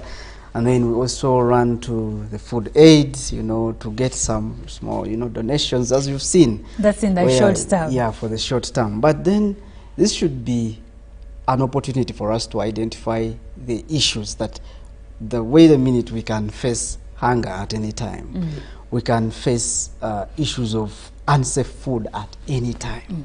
You've seen last year, news came up where many students were hospitalized and many also died because of food, and this comes in the issue of maybe if we need to structurally, transform our system, we need to have first of all food reserves. Food reserves are a preserve of the Constitution under Objective 22 or 22B specifically. It says that there is need to establish food reserves. But beyond even the Constitution, we have the East African Community Treaty it also calls for partner states to establish strategic food reserves. And by strategic, because that's where the treaty helps us to place the word strategic. And strategic, if we know that these are the regions that are affected by hunger, then let us establish food reserves in those regions. Let us establish food reserves in strategic areas. We need to have a food reserve strategy that we can establish a food reserve in the western region to, to bring that bamba harvest to containment. We also have food reserves in regions at least, so that we can contain, the alarming food insecurity issues that come more often and that are not easily planned for, and also to avoid over burdening our budget, because it's still low, but then every time we face that, we run back to the budget. We need but now, Jonathan, probably if you may, when it comes to areas that normally find themselves grappling with food insecurity, I'll still go back and use the example of Karamoja sub-region. There is that old adage which says, teach someone how to fish rather than giving them fish. And over time, we've seen that the notion of giving them food is a short-term solution. So which farming methods can the government promote in the area so that they can be self-sustaining rather than depending on the government and, like you said, us over-depending on our budget? There are many alternatives that can be run down to, but as highlighted, there are many things that came up whereby we do not have now food reserves. We have the structured adjustment programs where now the private is led, everything is private. But then there are issues that government should come back and hold back again. And part of it is, I really want to echo it again, is the food reserves. It's something that is also being now considered. We are glad into our national policy documents that we are doing the review. MAIF is doing the review of the policy, including the food reserve component, so that because they understand how food is unevenly distributed. That could also, one could say, oh no, if you have a food reserve, that's an issue of a short term. But food reserves managed by the government, really, government can set a price. Most of the people are not hungry because there is no food. Others are hungry because they cannot afford food. That's right. I've seen that happen where people, what's the agriculture term? Where people hoard food. Food hoarding, something. Is it food? I think yes. Yeah, so many people cannot access food, cannot afford food. And the others is food may not be available. And sustainability of food, those are the elements of food. But, we need to structurally align our priorities and know that because the government right now is having the climate smart agriculture, where it's looking at, providing irrigation systems to farmers and, to enable them adapt to climate, changes and changing patterns, and also to get away of that rhetoric of growing during a season-based. Because we now know that has changed. Yes. So that is also an issue. And, affordability. If you have food reserves, you can mitigate prices and enable people to access food. And also, food reserves are a tool to facilitate food safety. So, for example, if you know that this is my food reserve at the country, all schools should buy from this reserve, so that and sure that the food that is bought and fed to the children and the future generation is safe and secure. Okay, I do understand that, but then where does that leave the other people in business? We have a free market economy. In the free market economy is where we are going to face challenges of you know, the challenges of food insecurity, malnutrition, and all that, because it cannot be comprehensively met, as you've said. Those are people in business. True. Yeah, and they're the ones who hoard food when time allows them to. Yeah, food is business. Everyone is in business. So your hunger is my business. But then there is that father that we have. You know, the government, we always speak about the government, but that's the thing. That's the father. Yeah, and when you look at chapter 4 of the Constitution, it has the human rights, and those human rights are enshrined within the Constitution. And the government has to provide, it has to protect, it has to promote, it has to fulfill all those rights. So it should not leave it holistically to the general public, because we are unevenly ordained with, you know, with life blessings. Some are rich, some are poor. So if there are those that will not go to the reserves because they may say themselves, you know, as below, but there are those that will go to the reserves. So it is a holistic approach that needs to be really addressed, and also the issue of sustainability should go to budgeting. Budgeting is a critical component. If the commitment under CADEP is to allocate at least 10% of our national budget, and African countries or governments are below the 10%, then it means that agriculture sector is not going to develop.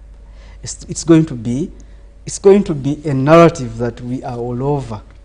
So we need to maybe see that we address the budgeting issues to enable everyone access. You know, in agriculture, we have the agriculture insurance subsidies, we have the agriculture credit facilities. Currently, we have in insurance helps those that cannot, those that have been affected. We have storms that come up and destroy gardens. We have droughts that come up and and reduce the production rate. But if people are not aware of this subsidy, that it is available, and also if people are not aware that this is the credit facility for us, then the sustainability component will be left out to a few. So people will not be able to produce sustainably and will not be left in the production system as them as farmers. So it is something we need to really adjust and create awareness of the opportunities, create awareness on the available agricultural sustainable practices. And currently, I really want to also bring out to our viewers, we have the new term, but it's an old practice. It is called agroecology, which has a number of principles that have to be followed. So by agroecology helps a farmer or even any person growing to really do the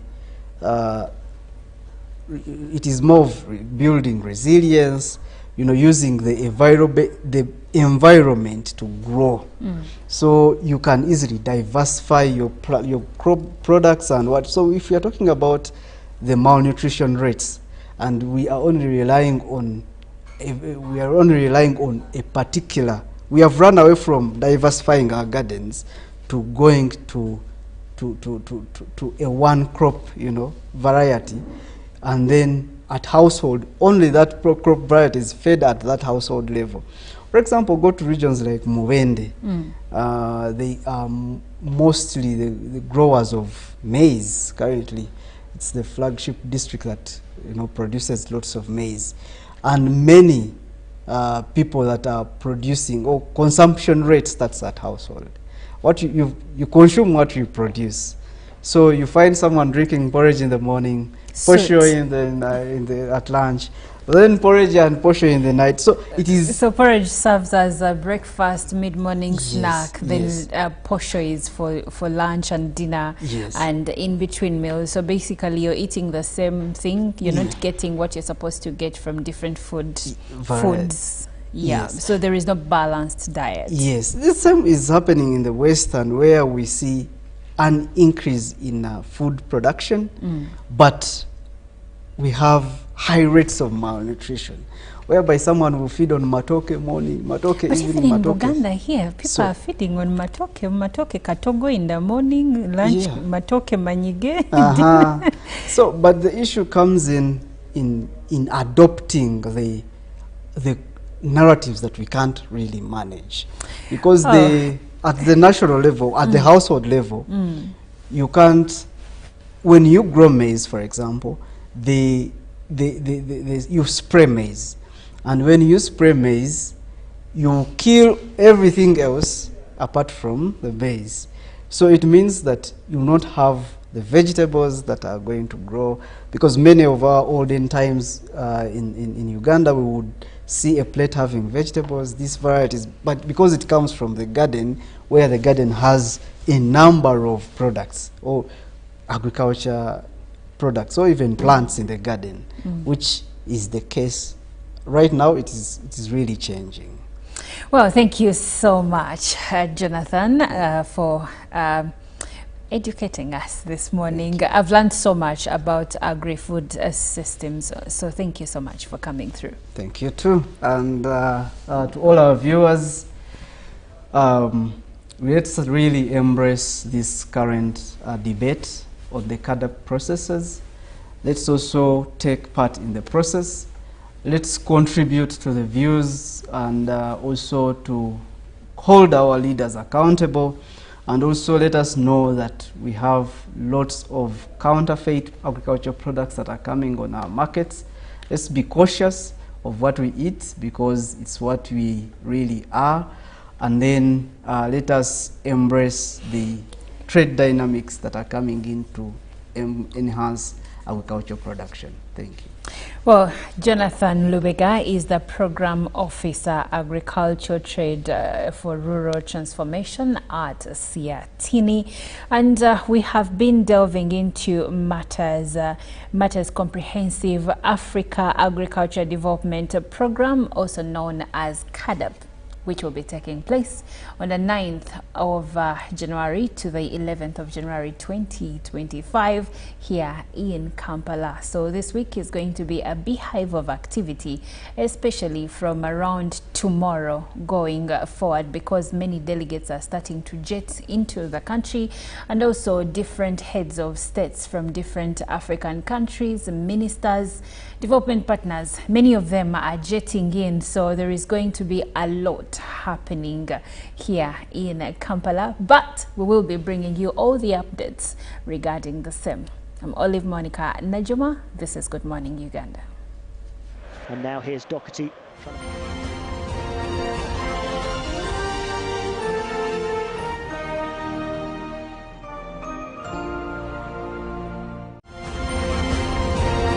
Live from UPC Studios in Kampala, this is Good Morning Uganda.